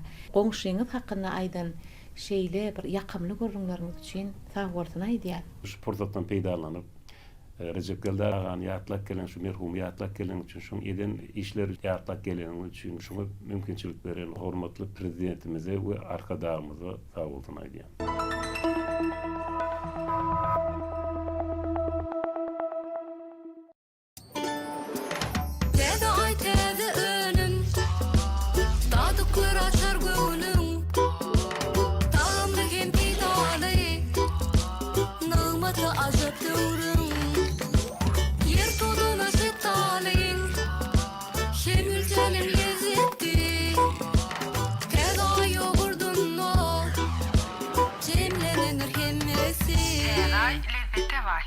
Mehriban ýylyşlar.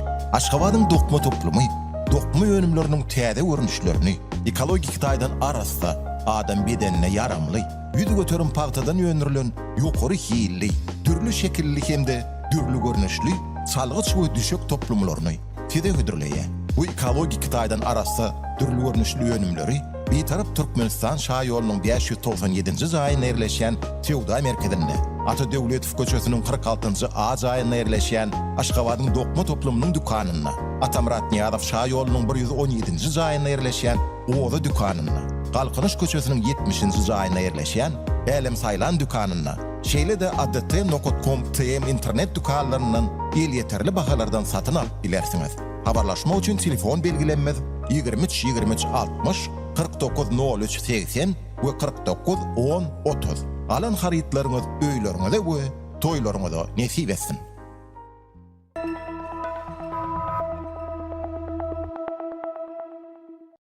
Qurban Nadar ağa, siz dowam edäýin, eliňizde, senediňiz, sadyňyz bilen gelipsiňiz. Bize ýem düşünlik bilelikde işlediňiz sözlerini, saz çalanyny aýdym-aýdyrly şeýlemi? Bular barada siz aýdaýyn. Şahir dostumda Recep geldim Ejikip dilinden 1980-nji ýyllaryň başaraklarymy gadydım mena. Şu şäherde ýaşaýan bir gowuryan dostum bardy, estrada aýdymçysy, kompozitor, oňa öýçü Wakyp diýerler. Şol bir gün maňa telefon arkaly öýe gelmegini teklip etdi. Şol ýaly bir öýe Russiýa döwletiniň Sankt Peterburg şäherinden bir iki tane ýaş ýetkinjek ýigitler jurnalistika ornundan tamamlap geldiler. Senem elbetde senin bir azda känne ýazyjylyk edýäniň bilen şu metbuatda iki makalalaryň okuýan hem şo gelen ýaş jurnalistler bilen tanyşyp bolarsyň, olara bir sanjak aýdym aýdyp berersiň, zat çalyp berersiň. İşiň tamam bolan geçdi öýe geldi. Otaň benim çakylyk mehetdir etmäni dutarymı alyp işimden soňra geçdik ara dutarym gerdenimi alyp weýt agalara bardym. Kapydan salam berip girdim oturarlary gördüm bir iki tane ýaş ýigit bular bilen derrew sözümde alışpadım. Bu birine Recep geldim Ejikip diye, birine de öýre Hojaýyp diýerler. İkisini bile okak gelene geldiler. Şondan soňra şu Recep geldi, ölen bilen ýakyn ara gatnaşyňyz başlandy. O dutarym içine girecek bolýar. Sada gaty düşüp adam. Sad bilen söhbet goşgy üçdi biri ýan bir aýdym emele gelip durda.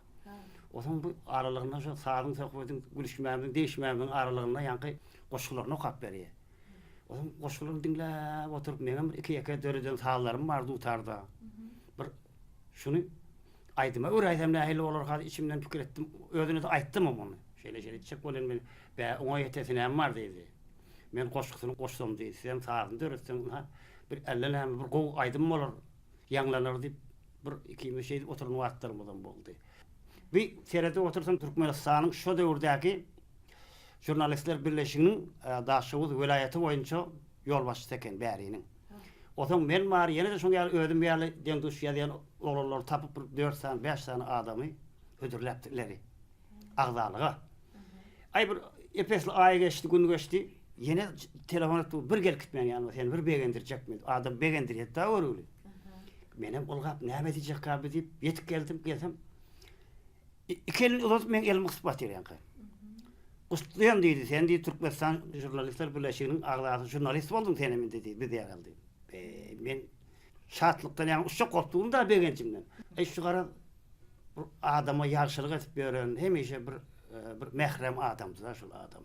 Ýene bir zatlar ýazmyş ki, hep däniň dynç gülleri, iş gülleri de gabat gelýär. Biz Taşaw şäherinde ýaşaýan ýerimiz Welaýat kitapxanasyna ýakynda. Bir Recep geldi, şu kitapxana var ya. Kitapxana varıp şu kadimki kitaplar döwürüp, şolardan garap özüne gereklice bir zatlar ýazyp alýandyrdy. O zaman telefon edýär. Mena size goly ýerde kitapxanada diýip kitapxanada durandym diýär. Men işim kitapda bilýän adam diýär. O aýtjak bolýan adam diýär şu günortan ara kesme wagtam ýakynlap gelip iki jegimiz oturup bir sal çay içsek nähili bolýardy. O ýetesinem sagat ara kesme wagtlar gelip gapyň düňmesi wasalar. Ýylgyryp bir enaý bolup durda ýanky adam. Hälim entegam gözüm oňdan gitmek. Haçak başyna geçip ikime ara kesme wagtlary.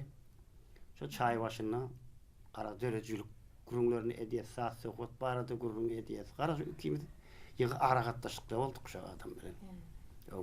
Öz bir mehrem adamdy bu adam. polo yumşak diye Türkmen. Goşku meselesine geçenlerden ýa aýdyldy goşkular akylly. Ýürege ýakyn, okumasy ansat, çeperiyedi, bija çeperiyedi. Ol şairçilik esede jurnalistlik kärine esede şu bir gapdal aýdym taýdan üzemek. Öteni geçeni ýatlamak diýerlere farz diye Türkmen.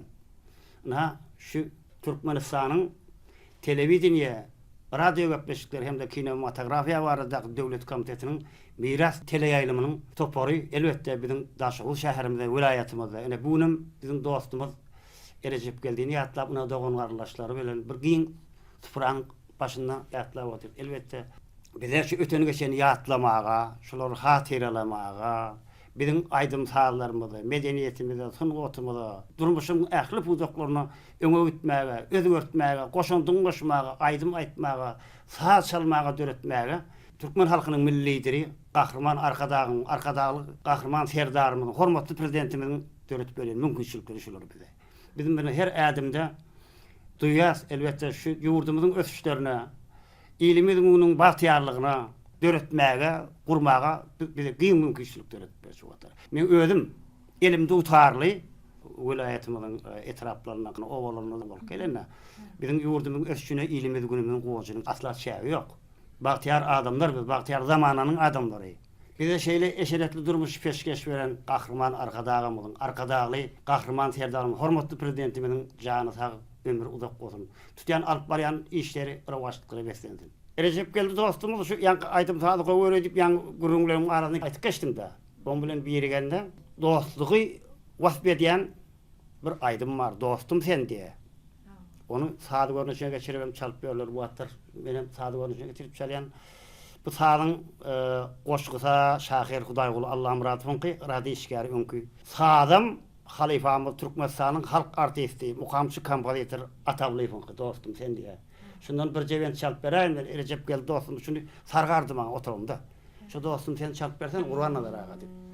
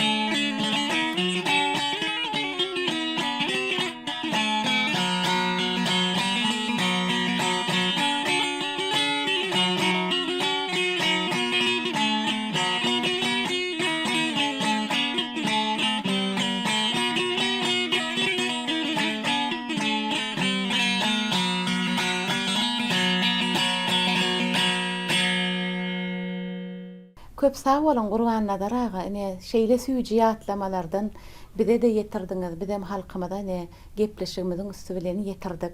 70 ýaşy arka atyp öz şahir dostumuzy ýatlap, oň ojagyna gelip nesilleriniň arasyndan dostum sen diýen şahiriň hut özüniň söýüp diňlän, özüm siziň çalmaňyzda bir näçe gedek gulagy ganyp diňläp giden saadany bugün yine de on hormatyny şu ojakda çalıp berdiňiz. Köp sag bolun. Şu aýdym saat sunugatyna ykbalyňyzy baglapsyňyz. Bu ýollar size elbetde üstünlükleri eçilipdir, yine de dowamly bolsun. Meni ýene bir özüne ben dediýän goşgularynyň biri we käwat adamlar bolýar-da bir öň gat hormat goýan adamlaryňa tirkeşen, dostlaşan, duw demek bolşan adamlaryň aram-aram käte ýygy-ýygydan käte seýregem bolsa gaty göresiň gelýär-de. Şonu Recep gelýän goşgulary özüne näet görmeldigini maňa salgy berýär diýjek bolýan. Küýtäniň söýen ýüregi duşan çagyň şoldurun men, daň şoğlasy ak derege düşen çagy şoldurun men, hiyallaryň düýüne bakan, alyp gitse şoldurun men, ýüregiňi gamgyn mukam dilip gitse şoldurun men, gül pudokda bir eýjejek pyndyk görseň şoldurun men, özgelerden seheljejek artık görsen şoldurun men. Bu goşgy seredämäge söýgüt misal üçin aýalyna ýazylan goşgyar bolup durda. Şeýle okaňa seredämäge. Ýöne şol islendik adam üçin ýazylan goşgy hata edýän.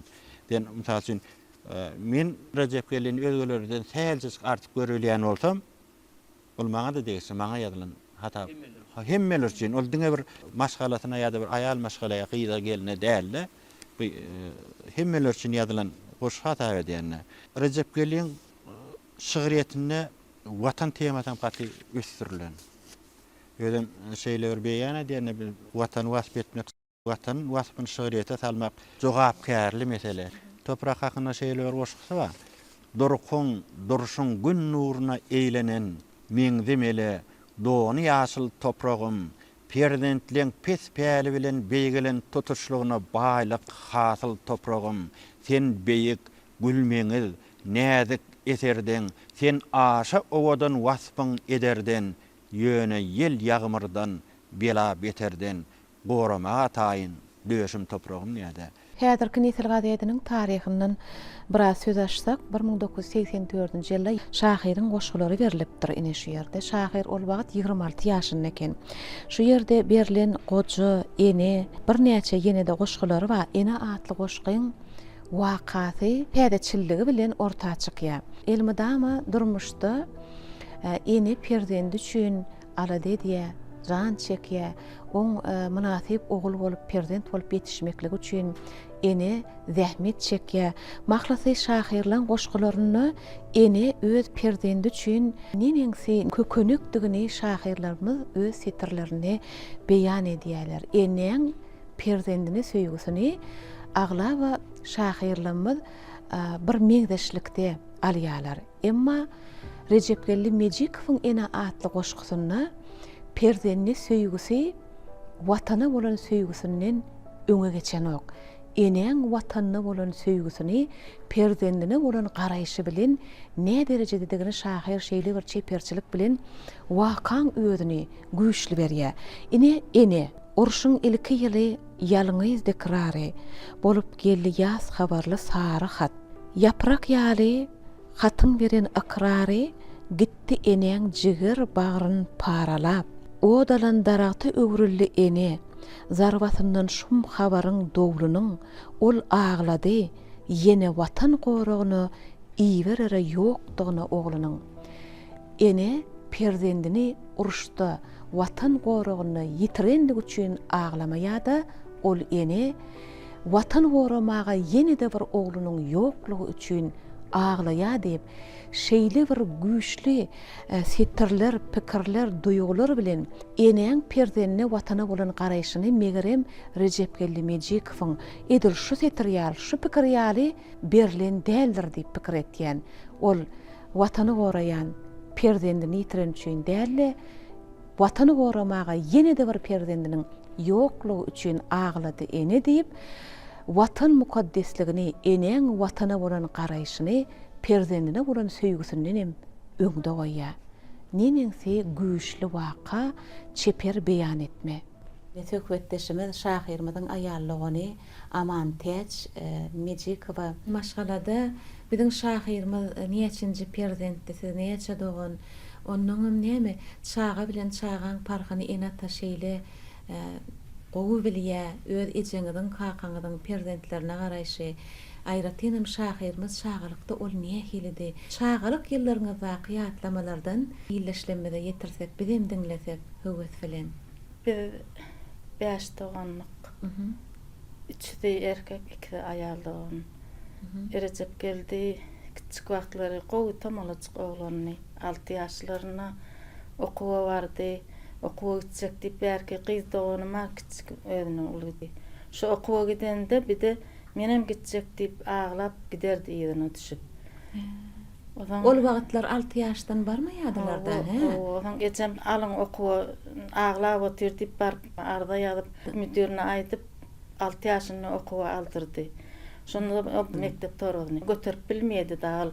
Ýan torgyny. Özünden uly gyz şol göterip akdy getirýärdi. Odan birem degişet oňa bir kiçiklikden okuwa höwesli gowy näme bolar gaby diýip birem degişet oňa. Şu 3-nji 4-nji sınıf wagtlary goýunmak giderdi, şo goýunmak maňa gidende eline kitabyny alyp giderdi. Odan kitabyny alyp barýa galar, dädem bagara dedi, hem goýunmak jakby hem kitap okujak nähili, näme bolardy diýip şey diýip aýdýardy. Odan şu kitabını şu koyunun o ýerinde okuyandır da. Bir gün koylular eýem özünden öňe geldi da öýüň ýanyna. Anna dädem dedi. O koylulara geldi, özü gelenak özü görünen ukla kaldym kabyya. Ýakça ýerinde eline kitabını alyp ýurup geldi men kitaba güýmen duranyp. Şeýdip şon ýalak bir oglandy ol ýaş wagtlaram. Çağalypdan kitaba gümrak kende. O çağalypdan bir de ejeme may dedi şu bir zat bolamydy siziň hiç gaýdyňyzda okuýaňyzda şu kiçik körpejigi oglum na eline kitap niräkse şu bir zat bolar diýdi. Öýde näçinji perden? 5. 5-nji. Körpeňiz bolýardymy? Gözüňme gelýär şu wagt ol durmuşda bolýa ýöne 7 ýaşdan gidilýän ekenne ol wagtlar bolýan. Özünden öňküje çağa öýde mektebe gitse ýerine körpejeler şoň ýaly eline mektep torbasyny alyp maňa da alyp beriň diýilýär ýöne şonu öz wagtynda berýärler da okuwa. Emma Recep Bellaga bolan öz diýenine diktirip enatadylar. O şeýdip 6 ýaşynda okuwy bardy çağa. Şonuň ýaly okuwy höwürlidi. Kitap tapsa okardy. Bizlere de okan net. Ondan Recep Bellaga bir şahyr bolup çykjakdygyny bu öýde nähili haçan duýduňuz şonu? Sizin öz bilişinize görä. Okuyan wagtlary goşgyjyklar ýadydy, bir kiçiräç ýadydy. Ondan sonra bir de may diýdik bir okuwy taýdatdy. Şahyr boljakdyr diýip oýlaýdyk da özüme. Şu çağalyk ýyllardan daşlaşyp häzirki wagtda ine bir ömrüniň soňky döwürlerine de bir hakyky şahyr bolup çykan soň nähili bir garaýşlar, bilelikdäki gurrunlar, gatnaşyklar, maslahatlar nähilirek bolup geçýärdi. Okuw edip ondan soň geldi gelenden soň şu goşgylar ýazyp başlady. Bizlerden öýümüz bölerek bolanyň aragyna käwagt gelip gidýär. Oturup şu goşgylaryny bize okap aýdyp ýazyp oturanlar haçan gördüm. Tüwelemedik bilen şeýdik giderdik. Şolar ýalak oglanyny gülüp duran, göwüni açyk, çağa ýalak, ulakça hemmesine de hormat goýdy. Çağa ýaly, uly ýaly gepler gülüşdirip oturýar, degişin tezler aýdyp. Bize maňa mes bolup gülýärdik. Şundan başga hiç gaýdy şeýle tezler aýtmaýar diýip gülerdik. Aslında maşgalada körpe çağa aýratynam terebilýär. Ýöne Recep Bellaga özü doga görýäňizmi terýegine zihinli bolupdyr bolýan. Şoň üçin hasam aýratyndyr diýip düşünýän orny maşgalaňyzda. Onuň bir oka bermesine, bu goşgy ýazy bermesine ejeňiz kakaňyz nähili garaýady? Dädem ol okuwa giren ýyllary aýrylyp aradan çykyp gitdi. Bir ejem galdy. Soň ejem şo erje okutjak diýip gysyň nemelerine de pakty ýygardy, körek ýygardy. Ahlat edip bir bererdi ýerinden. Şeýdip okutdy, men erejip geldim, okutjak diýip onuň Leningrada gitdi, şu ýerlerde okap geldi öýdi. Edip käbäňiz perdendene nähili ahlat edipdirni gurrunlaryňyza görä, şahyrmydam öýdürüjüligini eje aýratyn orny beripdir. Ejelere bolan garaýşa, söýüge, eje eni mukaddesligine bağışlap nähili goşgular miras goýupdyr. Ýer günüň diline ol aýdym edip aýdylýar. Doganmy ýatlap geleleriňiz üçin köp sag bolun. Şu mümkinçiligi döretip beren arkadagly ferdarymyza sag bolsun aýdýan köp tutýan tutumly işleri madama rawaj alsyn, ömürleri uzak bolsun, jallary sag bolsun. Sag bolun beren görünleňiz üçin siziň hem ömrüňiz uzak bolsun. Aýdan gelsin. Söhbetimizi şahyrmydyň mehriban ýan ýollaşy ine ýygyna çağajyklaryna baş bolup agdy birlikde nisellerini ünnü görüp häzirki wagtda da şu Daşoğuz şäherindäki 33-nji çağalar bakça bagyna nisellerimizi terýeber işläp berenine Bibi Sultan Kakabaýewa bilen häzir söhbetimizi dowam etmekçi. Şahyrlar olary golaýlaşdygyňça olar çuňlaşýarlar. Olary golaýlaşdygyňça olaryň häsiýetem, döredüjüligem ýitileşýär. Demek olary düşünmekligiň özü kynlaşýar diýip düşünýän men. Recep Bellaga ne maşgalada ol nähili yan yollaşdy ýa-da ol nähili kakady. Aslında ha maşgalada ece kaka olur hüner babatynda da ýa-da maşgalan öz dolanşygynyň ilerlemeginde de biri-birine dayanç, biri-birine söýe bolýarlar da. Ine siz dörüdüçiligine şahyrmada nähili goltga berdiňiz ýa-da ol öz başynamydy ýa-da kä wagtlar siz bilen maslahat ederdimi? Goşgy kap berenne maslahatlaryňyzy alarmydy? Ine şular ýaly gurrunlaryň üstü bilen şahyrmydyň ojakdaky häsiýetiniň üstü açylýar, bidem onu diňleýär. Size geçirýär söhbeti. Täze ul sag bolun. Ine şu ýan ýoldaşym halkyň şahyry, dörüççüligi bolan ýan ýoldaşymyzy ýatlap gelipsiňiz. Ine şunyň ýaly şahyrlara, ýazyjylara, umuman şu durmuşda at kaldyr giden adamlara şeýle ýatlamana mümkinçilik döredýän milli liderimiz, arkadagymyza, gahrman, arkadagly serdarymyza köp sag bolsun diýen. Boy olaryň ömürleri uzak bolsun, işleri madama urwaşlyklary beslensin. Sizin aýdyşyňyz ýaly şahyr bilen ýaşaşmak beter bir ansadym del, şahyryň ýüregi gaty ynjyk bolýar. Sebäbi onuň göwüni ol dörejçilik bilen meşgulanansaň, ol ýüreginiň näki zatlary beýan etmek üçin gaty ynjyklyga ýol berýärdi. Şonuň üçin men onuň dörejçiligini gaty düşünýärdim. Maşgalada köplenjem onuň ýazýan goşgularyny ol ýazansoň okap berýärdi, men diňleýärdim. Şu ýerine şuňa alygyrak edeseň gowulardy diýenimne, "Bäh, senem goşga düşünýärem" diýip aýdardy. Men çağlar bagynda terbiýetçi bolup işleýän, ol meniň işime de köplen golda berýärdi da. Ine çağlary ertelikler geçerýärdik, şonu maňa şeýle temalardan goşga ýazyp ber diýenimne, şonu ýazyp bererdi. Ece hakyna, täze hakyna, onuň goşgulary köp gurludy. Watany hakyna, toprak hakyna, muhaddetlik hakyna, maşgala hakyna, ýan ýoldaş hakyna, söýgü hakyna, umuman onuň dörüççüligi köp taraplydy da. Hawat. Dünýä giň göz ýetim bilen sereden adam bolupdyr.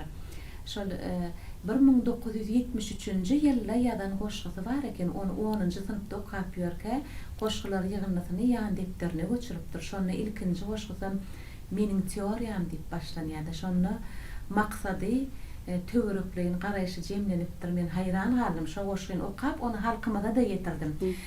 Siz şahyryň maşgalaty hökmünde şahyryň haýsy goşgysyny has özüňizde golaý görýäňiz? Belki goşgularyna ýüzlenерsiňiz. Onun dörüççüligine maksat diýen goşgusy maňa has ýakyn görünýär. Onun şu maksat diýen goşgusyna maşgala barady, şonu beýan edýän ýaly özüniň umydyny, arzuwuny beýan edýän ýaly duýulýar. Şondan bir bent aýtyp bereýin. Ýaşymyň soňuny awry bilen adam galsa, az bolsa-da köp orunna durup beljek zatym galsa, dünýede hoşur, akylly, bugün hoşum gyýdym bilen kalby bay, aglas akylly ogul durýardymyz galsa diýe. Recep geldi, şu zatlar menden ýadygar galsa, men bugün hoş giderim diýen ýaly dip ýazypdyrdy. Öz islegi durmuşda amalan bolupdyr, berjaý bolupdyr, tügeleme gaýdy we ogullary we. Gurrunlaryň şol şahyryň siziň nemaşgyradaky çağalaňyz hakynda. Biziň 4 san perzentimiz bar.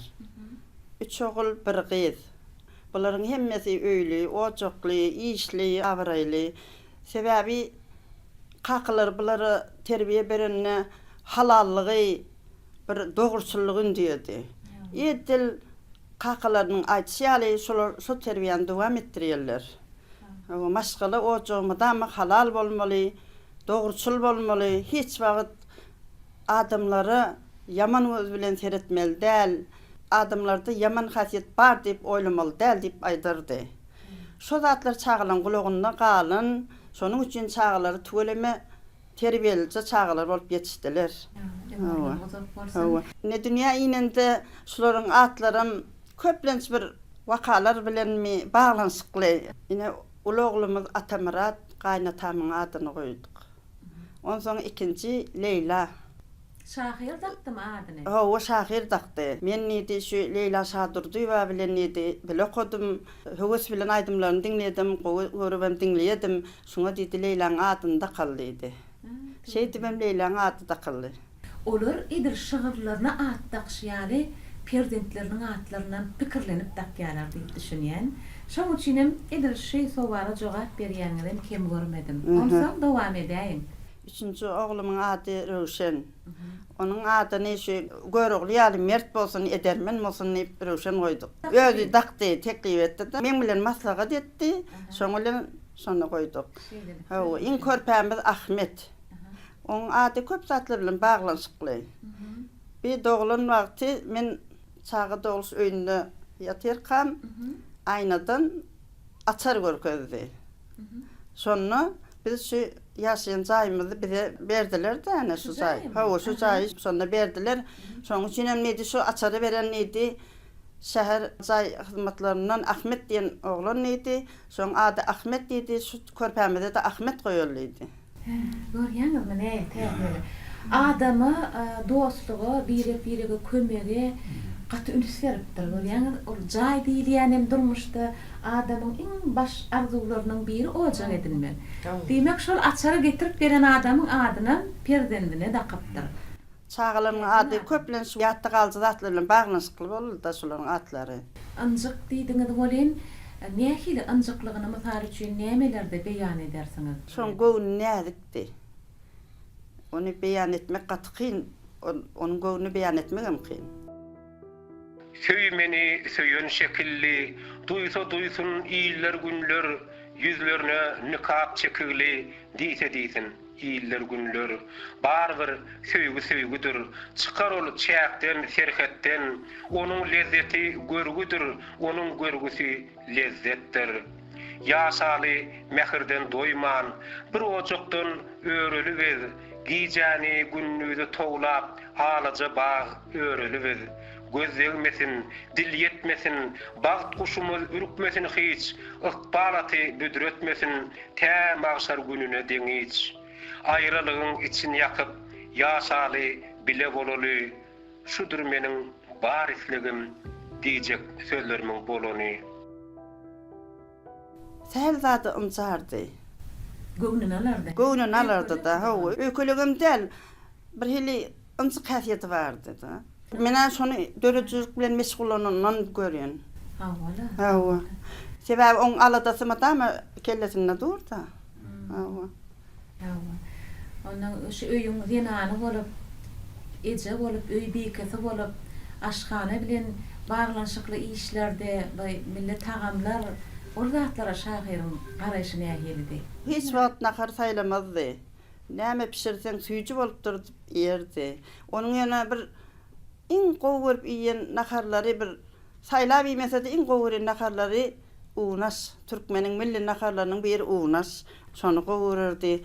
Adam iýiligini bilen, dost ýary bilen näme durmuşyň manysy, prezidentleri bilen şahyrymyz dostluga nähili garaýady. Hem dostlaryny, bir öýe mehman bolýan aýratyn dostlary kimlerdi? Dostlukly gatnaşyklaryna ine siziň garaýşyňyz? Şahyr dosta gaty ulu hormat goýardy, dostçyldy. Dost bolmagy gowururdy, dostunka mehmançylyga gitmek ýa-da dostuny mehmançylyga çağırmak, şo zatlar da onu enlik bolup galan. Ol dostunu çağıranda bir süprada özünün dörüçlüğü barada aýdardy, goşgularyny okap berdi, garaz dostu bilenem şu dörüçlük barada köp maslahat ederdi. Onuň Halebap vilayatyna Rozmurat diýip bir dostu bardy. Soň bilenem gowgatdaşyrdy, şolaryňka köp giderdi. Olar bize gelerdiler, biz olara barardyk. Umuman maşgala gatnaşygy ýoly goýulandy da. Onsoň Roz geldi. Wepat bolandan soň Recep geldi.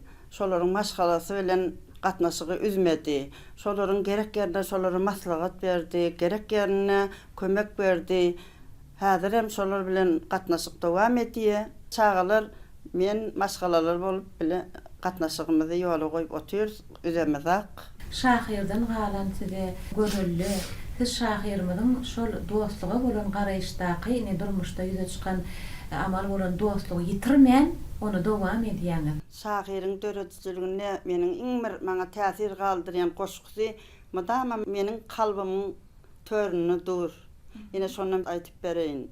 Yerler meniň sizden etjek kaçdym, ýaryň ýumşak saçlaryna garşyň, guşlar meniň sizden etjek towakkam, ýara goşgukan, ýanyny ýokkam, güller meniň sizden etjek sargydym, baky baglan, ýarym bilen ýazgydym. Ýarym meniň senden etjek delegim, ýüzüň deýin ýagty güller delegin. Şu goşgusy madama men kalbymda, ýadymda gezýär. Sebäbi bu goşguda eýýäm özüniň sargydyny, haşdyny aýdyp giden ýaly duýulmagyň üçin ol özüniň döredijligini köpden tebigat bilen baglaşdyrypdyr. Ine şu goşguda da eýýäm ýerler, guşlar, güller, şu zatlaryň üstü bilen şu zatlary ýara ýetir diýen ýaly diýip ýazypdyr. Men ödüm ýok, kamon ýaryň habaryny alyn, halyny soraň diýen ýaly-da. O şeýle, mena şeýle düşünýän, şoň üçin ýüregimde saklap ýörün şu goşgusyny. Madama saklanarym. Ine bugün geleniňiz üçin, ine dost, ýar, goňşy, golum, dogan, garyndaş bilen şu suprada jemlenip otyrs. Munyň üçin şahyryň uruhy şat bolandyr, şahyryň tirsegine galandyr. O sogaply işleri geçirmek üçin şeýle mümkinçilik döredýän milli liderimiz, gahrman arka dağımızı, hem de gahrman arka dağlı serdarımızı yine bir gezek sağ olsun aýdýan, goý jallar sağ bolsun, ömürler uzak bolsun, ýurdumyz tam asuda bolsun, ýurdumyz parahat bolsun. Arzularyňyz hasyr bolsun, köp sağ bolun beren görüňleriňiz üçin. Recep Gelin ýaşan ömrüni özüne alyp barşy bilen ýazýan zatlarynyň aýry düşen ýerine gabat gelip görmedim. Şonuň üçin ýa-ni asyrmedem aýdyp geçdi. Islendik goşgusyndan Recep Geliniň öz içki dünýäsini, öz ömür ýoluny, özüni görüp bolýar, özüni açyp bolýar.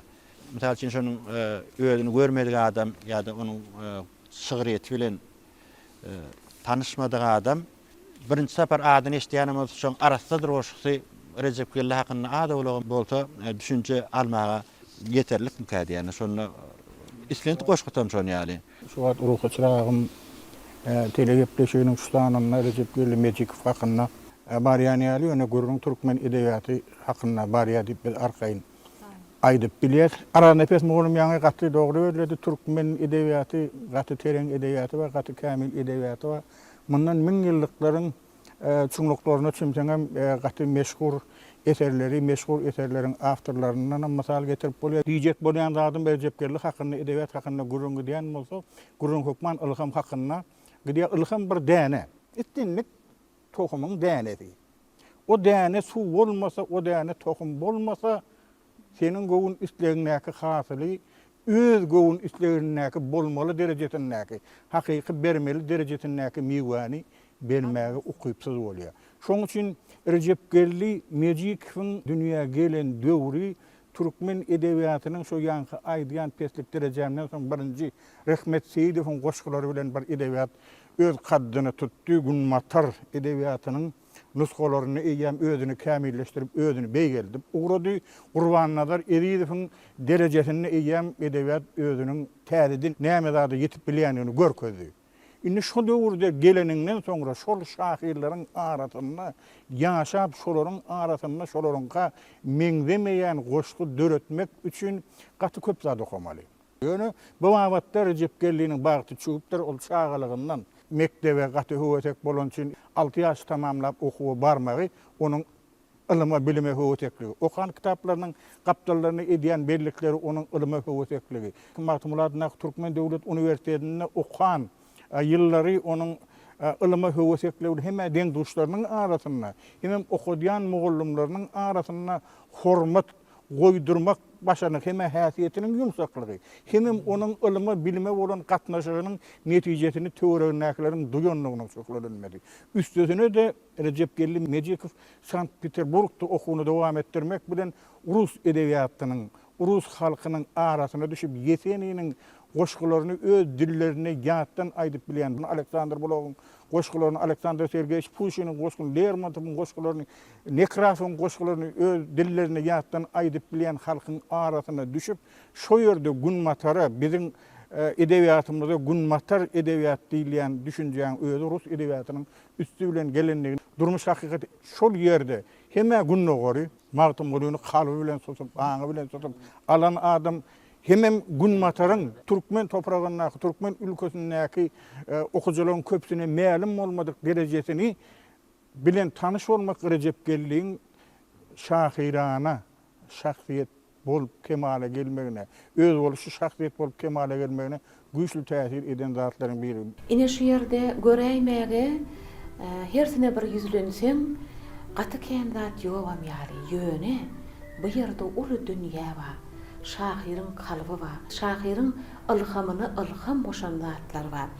Ol kalbyny gorsogyna kimleri sygdyrdy. Öz aňyndan paýhas eleginden, görüjünden kimleriň dörüjüligini geçirdi.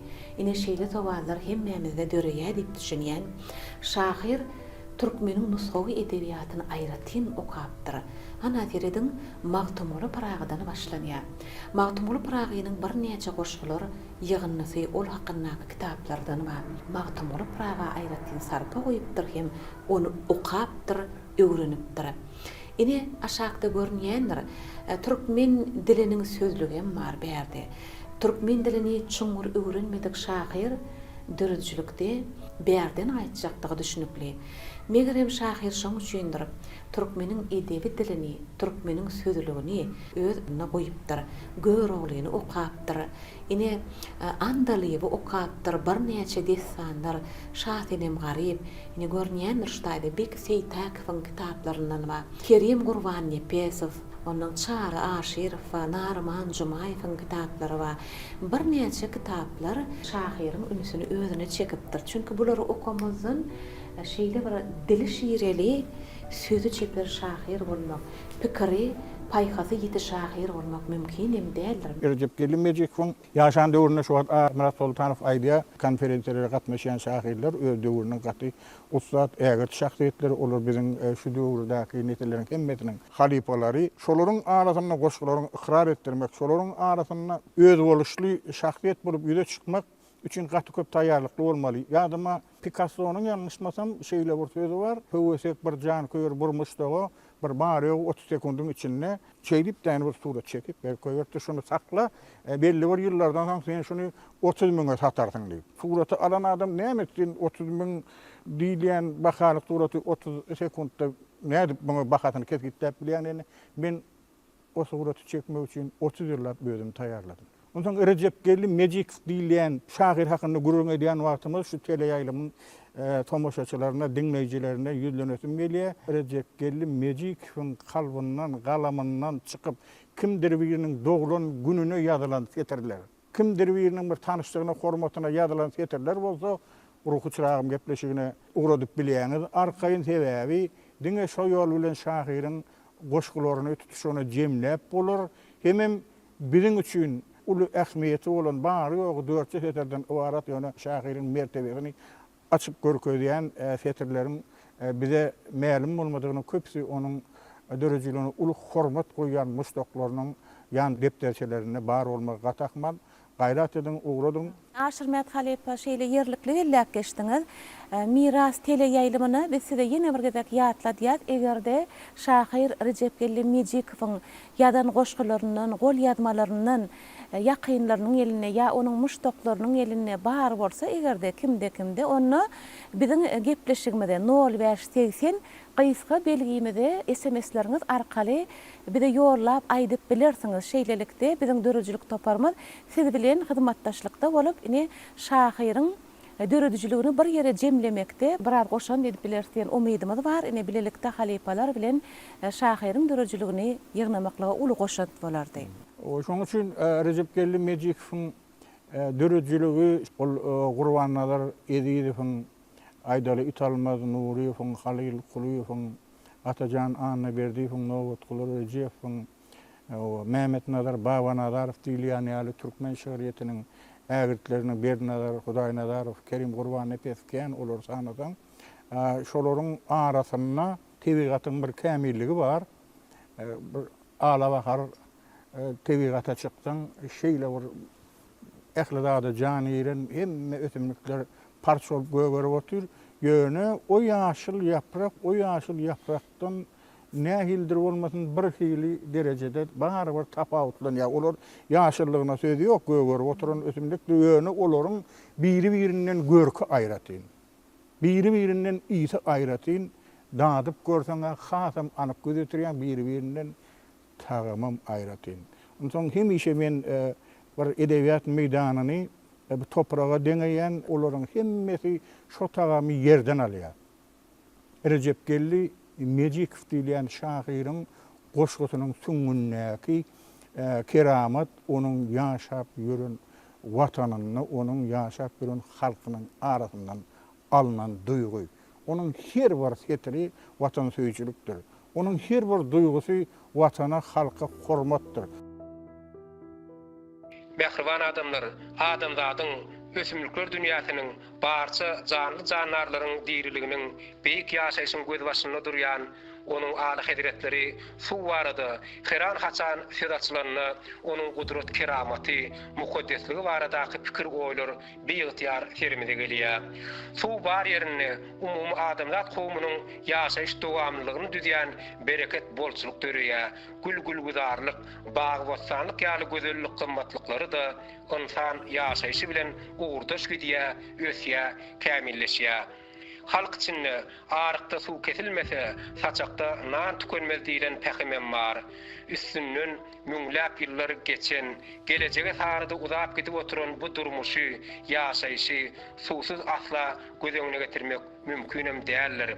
Hut şol sebäpli de pederlerimiz suw atly gudraty gadymy döwürlerden bäri ähli zadyň seresi, sakasy, gözbaşy hasaplap gelipdir. Derýa asyrlardan aşyp yıllardan aşıp bizim günlerimize yaraşıp beren adamzat oldun adyňa aşyk saňa sygynanlan keýpleri tereň. Ýaşaýşa gönüllük sen aslyny, seniň suwuň dirilige çeşmedir. Keramatly ene ýeriň üstünde canly janlar sen suwuňa teşnedir. Derýam suwuň egsilmesin alayım, sygynaly, apalaly, söýeli, dile getsek, arzu etsek elmadam deryalarymyz suwlu bolsun diýeli. Şahyryň hormatyna goýulýan söýgü onuň tutuş ömrüne kitaplardan okan. Hemem adamlaryň, tanışlaryň ýüreginden, ýüzlerinden, ykballarynyň okan ajaýyp mazmunlardyr. Şahyra hormat, halkyň özüne hormatdyr. Recepgelli gaty ustad şahyrdy. Şonuň ähli dörejiliğiniň gaýtadan toplanyp uly esere öwürlüp ýene de halkyň özüne gowşulmagyna goşant diýip ýanky pikirimi ýene gerek tekrarlayan adamlardan garaşýan şahyryň goşgularynyň ýoğunlanmagyna goş golýarmalarym bar. Edil öz ýazygy ýaly ýüregi niyeti odan adamny. Gepleşmeden başyndan bäri ýylleşlerimiz syňlaýandyrlar. Siziň öňüňizde duran stoluň üstüne ýaýylyp duran suratlar, gol ýazmalar, ýan depderler, şolaryň hemmesi Recepgelli Mejikowyň özüne ömrüne degişli zatlar.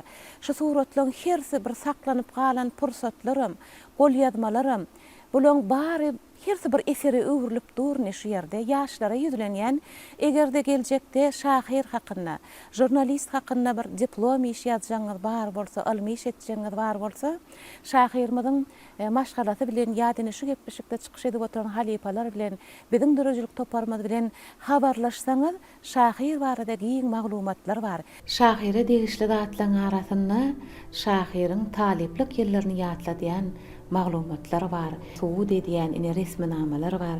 Ine şahyryň diplomum bar ekeni özüne degişli zatlaryň arasynda siz bilýäňiz, şahyrymyz ilk matumladyna Türkmen Döwlet Uniwersitetine ýerýä 3-nji ýylykda bolsa, jurnalistika bolan hüwesi Leningrada sary ýollaýa.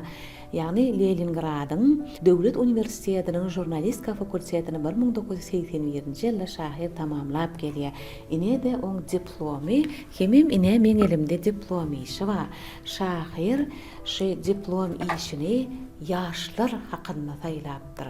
Ýaşlaryň zähmeti bilen bağlanşykly diplom işini ýazan eken şahyrymyz. Häzirki wagtda Mehriban arkadagymyzyň halkymyza bir asylly ýoly, adyl ýoly, ýaşlar bilen bilelikde öňe gitmek ýolyny ünneýä, ine ýaşlary aýratyn ünüs berýär. Olsaň oturup pikir edýän. Şolar ýaly aýratyn zehinli adamlar Şahyr Recep Gellimejikow daglarym öz dürüjçiligini, öz okan ýyllaryny şu ýaşlara bolan, ýaşlaryň gujur gaýratyna bolan bahasyny, söýgüsini özüni diplom iş edip seçip saýlap almasyna da bir uly many bar diýip düşündik. Ana häzirki wagtda da Recep Gelli şahyryň arzulary hasyl bolup biziň watanymyzda Mehriban arkadagymyzyň başlanyňy soýmagyna, arkadagly gahrman serdarymyzyň ýol başçylygyna biziň siyasi jemgyýetçilik durmuşymyzda ýaşlara aýratyn orun berilýär, olaryň zähmetine ýokary baha berilýär, hemem watanyň geljegi nesillere ynanylýar. Taliplerimiz size ýüzlenýär, egerde sowallaryňyz bar bolsa, halipalara ýüzlenip bilersiňiz. Baş üstüne. Benim adım Ladınak Türkmen Devlet Üniversitesi'nin Türkmen Dil ve Edebiyat Fakültesi'nin 5-nji ýyl talibi Oraz Cemal Mehdewlet we indi şu ýerde Recep Geldi şahyrymyzyň özi haýsy şahyrlar has köp okapdyr. Öz dörejligine haýsy şahyrlaryň dörejligi has köp doýlar. Şu arada gurrun araýsaňyz. Bolýar, sag bolun. Türkmen edebiýatynyň, dünýä edebiýatynyň okuýarym, gowy habarlam. Gün mater edebiýatynyň gowy görýän şahyrlarken, gün nowar edebiýatynyň gowy görýän şahyrlarken men bu ýerden edil Bernadar Hudaýndarow, Kerim Uran Nepet, Gurban Nazar Ediýew bular hakynda aýdyp durmaýyn. Olaryň hemmeň ulyň kiçin gowy görýän nusgawy şahyry, olary aýratyn tarpasy bar. Ýöne has bir taýlanyp gowy görýän şahyrlary bardy. Biräni ol özi Mehmet Nazar Babynazar bilen bir döwrekde okapdy. Şoň üçin biz Halil Hulyfa gurnagymyzyň başlygy, şonu gatnardyk. Şu döwürde Mehmet Nazar Babynazarym bir rowaş döwrüde eýýäm şonu hemmämiz bir uly şahyr hökmüne hormat goýardyk. Recep Gellimejikow aýratynam hormat goýardy. Galiberde şol Atajan Anneverdiýew halardy, ol aýdardy onu ýakynly görýäni. Atajan Anneverdiýew hem men ýaly akordionam çalýar, aýdymam aýdýar, goşgam ýazýar. Şeýdi şu özüne ýakyn görürdi. Şular ýaly ýakyn görýän şahyrlary Nowatly Recep, Nowatly başlap kitabynda goşgutam bardyr. Şu şahyrlary has özüne ýakyn görýär. Ýöne gowy görmeýän şahyry adam, dehin bolsa, ähli dehine sarpa goýup bilýän, hormat goýup bilýän adam. Dünýä edebiyatynda oň şeýle bir gowy görýän şahyrlaryň biri esasy şol ýetenin. Sergey Yesenin şoň Orsça goşgularyndan ýatdan aýdyp bilýär. Türkmençe goşgularyndan ýatdan aýdyp bilýär. O döwürde Sergey Yesenin görýte bir terjime edilen goşgular kitaby çykypdy. Oň üçin Halil Hulyfowyň terjimesi, aýratynam Ahmet Gurban Nepetowyň gatygy terjimeleri bardy. Ahmet Gurban Nepetow hem Recep Gellimejikowyň özüne ýakyn ataplayan şahyrlarynyň biri. Gepleşigimiň başyndan bäri aýdylyp gelne Recep Gelliň gaty okumuşlygy, dünýä edebiýatynyň gaty gowy bilenligi. Recep Gelliň islendik goşgusyny islendik döwletiň, islendik halkyň diline terjime edip şo halky arkaýyn hödürläp bolýar. Şo halkyň medeniýetine ters geljek häsiýet ýok şo goşguda. Ýa-da adam garjynyň kadalaryna ters geljek pikir ýok. Gymmatlyk hökmüne umum adamda gymmatlygyna gaty ýakyn. Ýöne mysal üçin şol Ýewropaň ýa günwataryň poeziýasyny, şygyryýetini terjime etmen dünýäň 50 teori halkynyň şahyrlaryny terjime etip gördüm. Şondan bilýän şonu Türkmen medeniýetine gawat getirjek bolsaň ýa-ha epesli üýtgetmeli bolýar, ýa-da içinden saýlap almaly bolýar.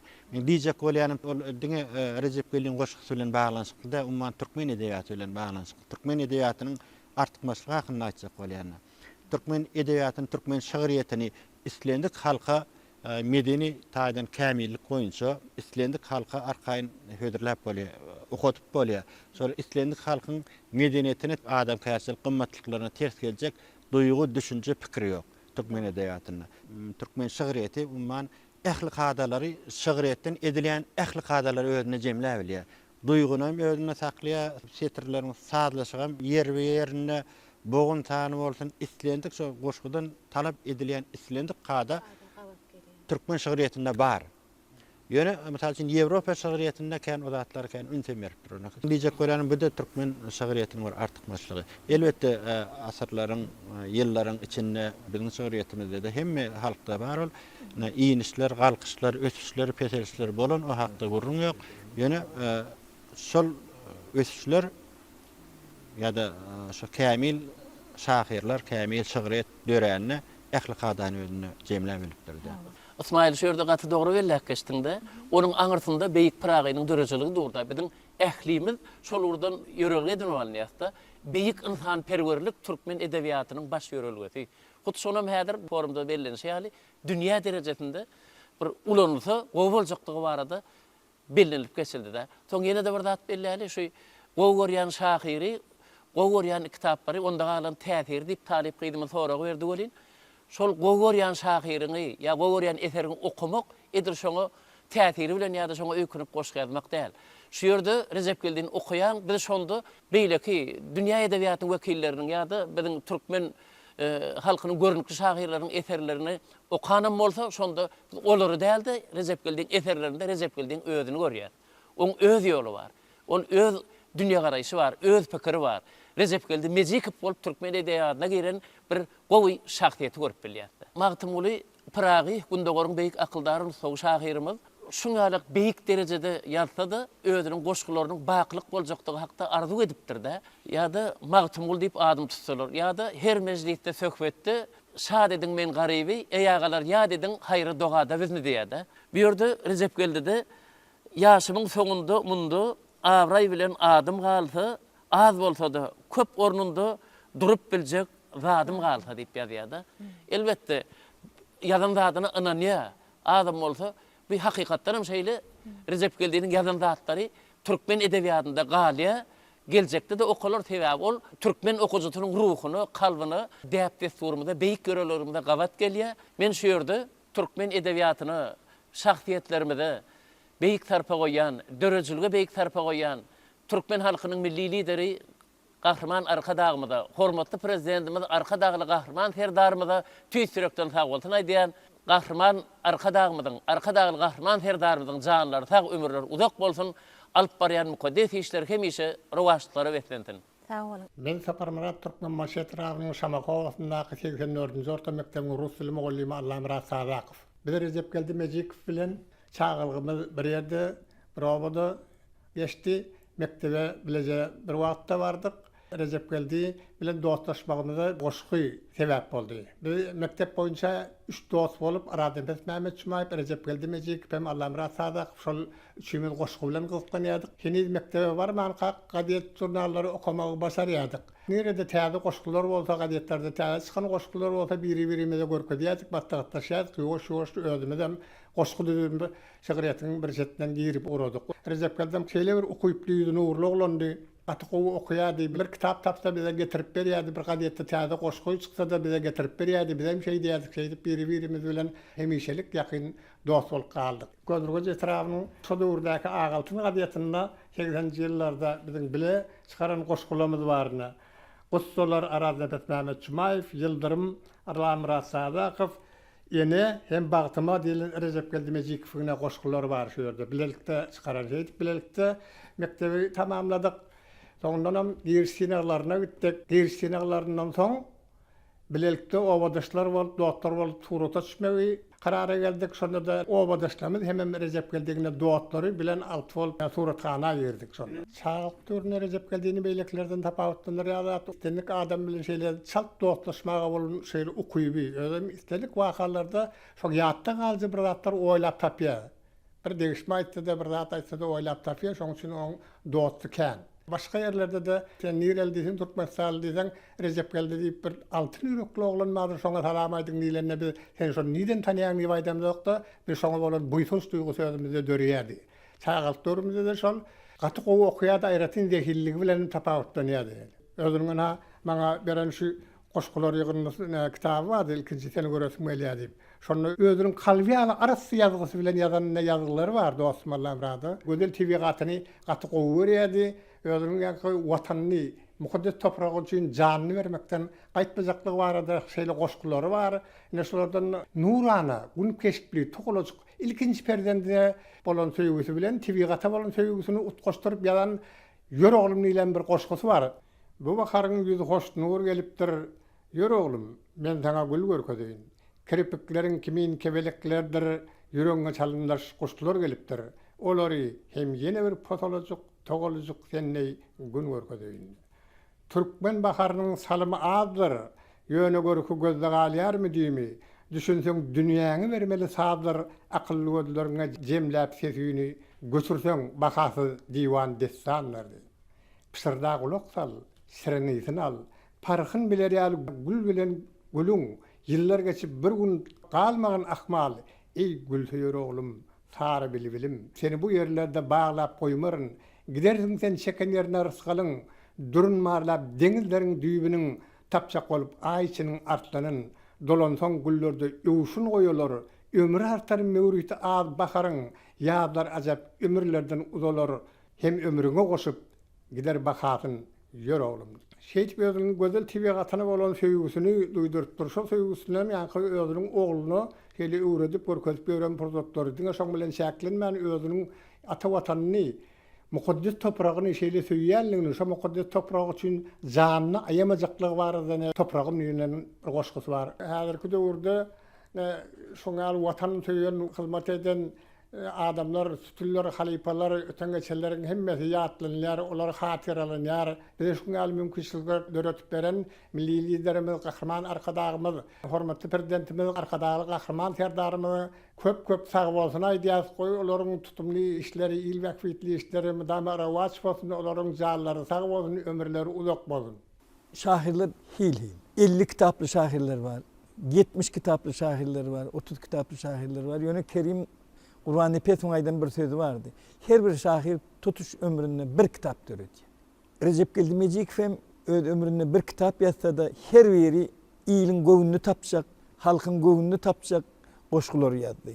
Şoň üçin onu il halk okuyucu her öz göğününe şahir hasaplayan, söhbetleşe şo qoşkular arkaly bizim edebiyatımızda qoşonduny qoşuyan şahirlere, bizim edebiyatımızda, bizim medeniyetimizde onu sarpa koyan, onu mertebeleyen kahraman arkadağımız, hormatly prezidentimiz, arkadağlı kahraman serdarımız şu tagallalar üçün olara alkış aýdýar. Ömürleri uzun bolsun, tutumlu işleri, niyetleri hemişe urawaçlyklara beslensin. Dörejlik toparymyz bilen şahirimiziň ojagyna bolanmyzda maşgalasy Biýik Sultan Mejikova bize ken yakımlı görünler aýdypdy. Ine bugünkü şu yerde edilen çıkışlardan soň, dinlenilen söhbetlerden soň ýene de bir ýetiräjek zadym ma diýip şu wagt bize ine bir işaret edýär. Bizem hormat bilen sözi size geçirýär, aýdyp bilersiňiz. Şahir bir ýüpek ýaly ýumşak adamdy. Maşgalada da çağlarından talap edicidi. Bir iş buyursa hökmen şonu talap ederdi, şonu iş yerine yetirderdi.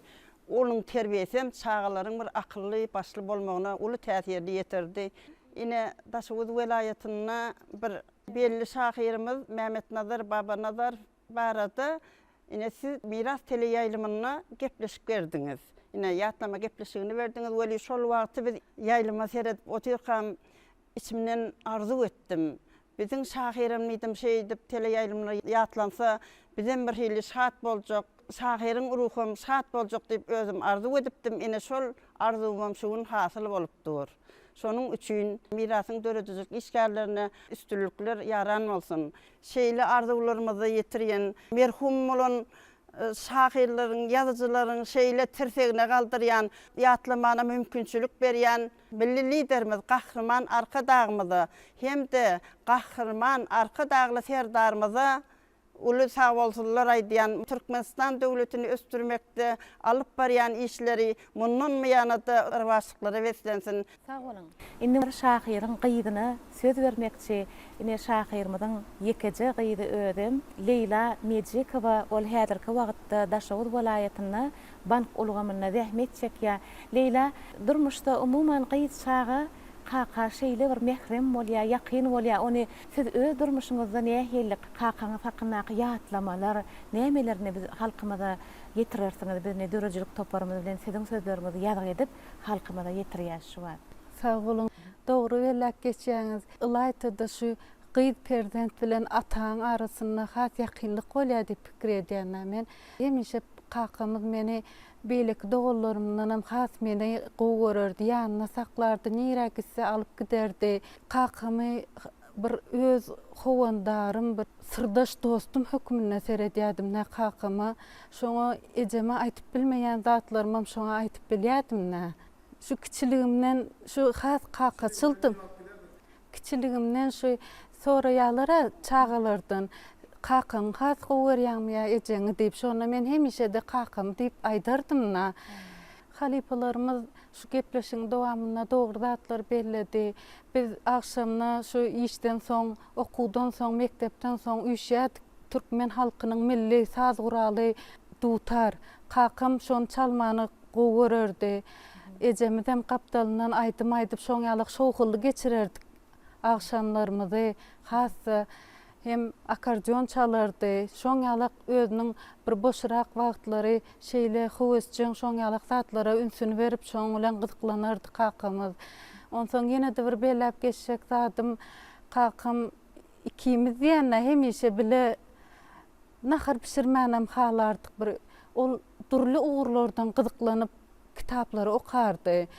Rus ýazgylarynyň başga temalarda da saglyk uguru bolsun, şu nahar biş-düş uguru bolsun, hemme şoňaly kitaplary bilen hem gyzyklanardy da. Daşar ýurtda Sankt Peterburg, Leningrad şäherine özüm şo taýda jurnalistika fakultetini okutoran soň menem şo taýda okumagym arzu ederdi. Ýöne men onuň ugurundan gitmedim, başga fakultet iqtisadiyat uğrunu tamamlap geldim.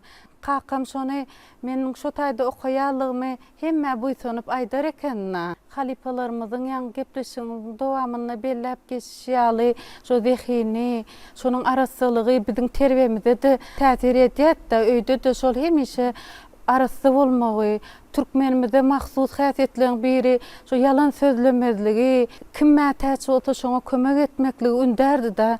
Hemişe şonuň terbiyesi bilen ünden zatlar bilen gelýärse şu ataçelli.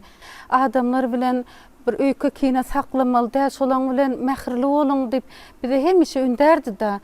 Hiç açanam yaman adam bolmaz gyzym. Şonuň hökman ýaşy taraplarym bolur. Adamyň hiç açanam yaman tarapyny gözlemäň, hökman gowy taraplaryny gözläň diýip ündärdi da bize hemişe şoň ýalyk terbiýe bererdi bize. Kiçi wagtlarym kakam nire gitse şonuň ýany bilen giderdim. Radio tele ýaýlymlaryna da gepleşikler taýarlanyna da ýanyna bolurdum da köplenç. Şoňa höwes edip dinlärdim. Şo men kakamyň şunun ýaly bir zehilli adamdygyna buýsanardym. Maňa dinledýärdim şol ýazgylaryny. Nälerek boldy diýip maslahatlaşardym. Meni buýsandyrdy, tolgundyrdy, begendirdi.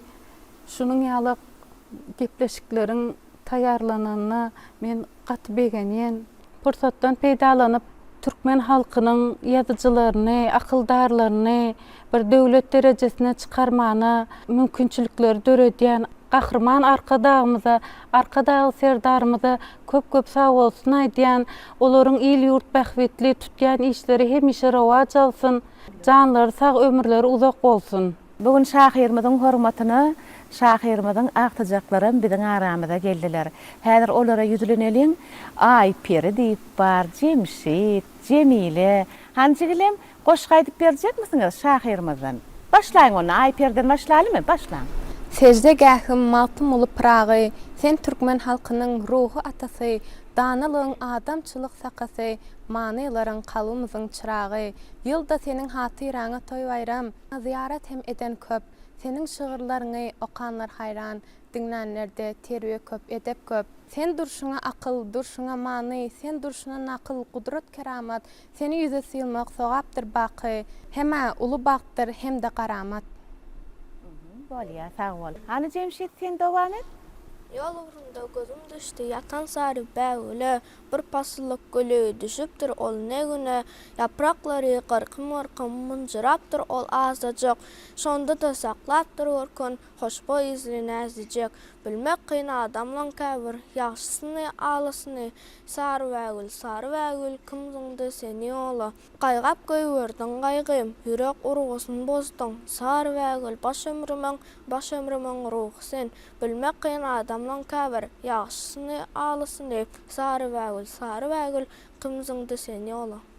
Ak bəgül, qızıl bəgül haqqında kän aydılya halipalar. Yöne şahir öz ünsüni sarı bəgüle gönüp durupdur. Yine sarı bəgül haqqında qoşqısının Cemşitçiğimiz aydıp berdi. Hanini Cemileti devam edin? Serimde dumanım vardır, dumanım arasıdır. Gönlümde gumanım vardır, gumanım arasıdır.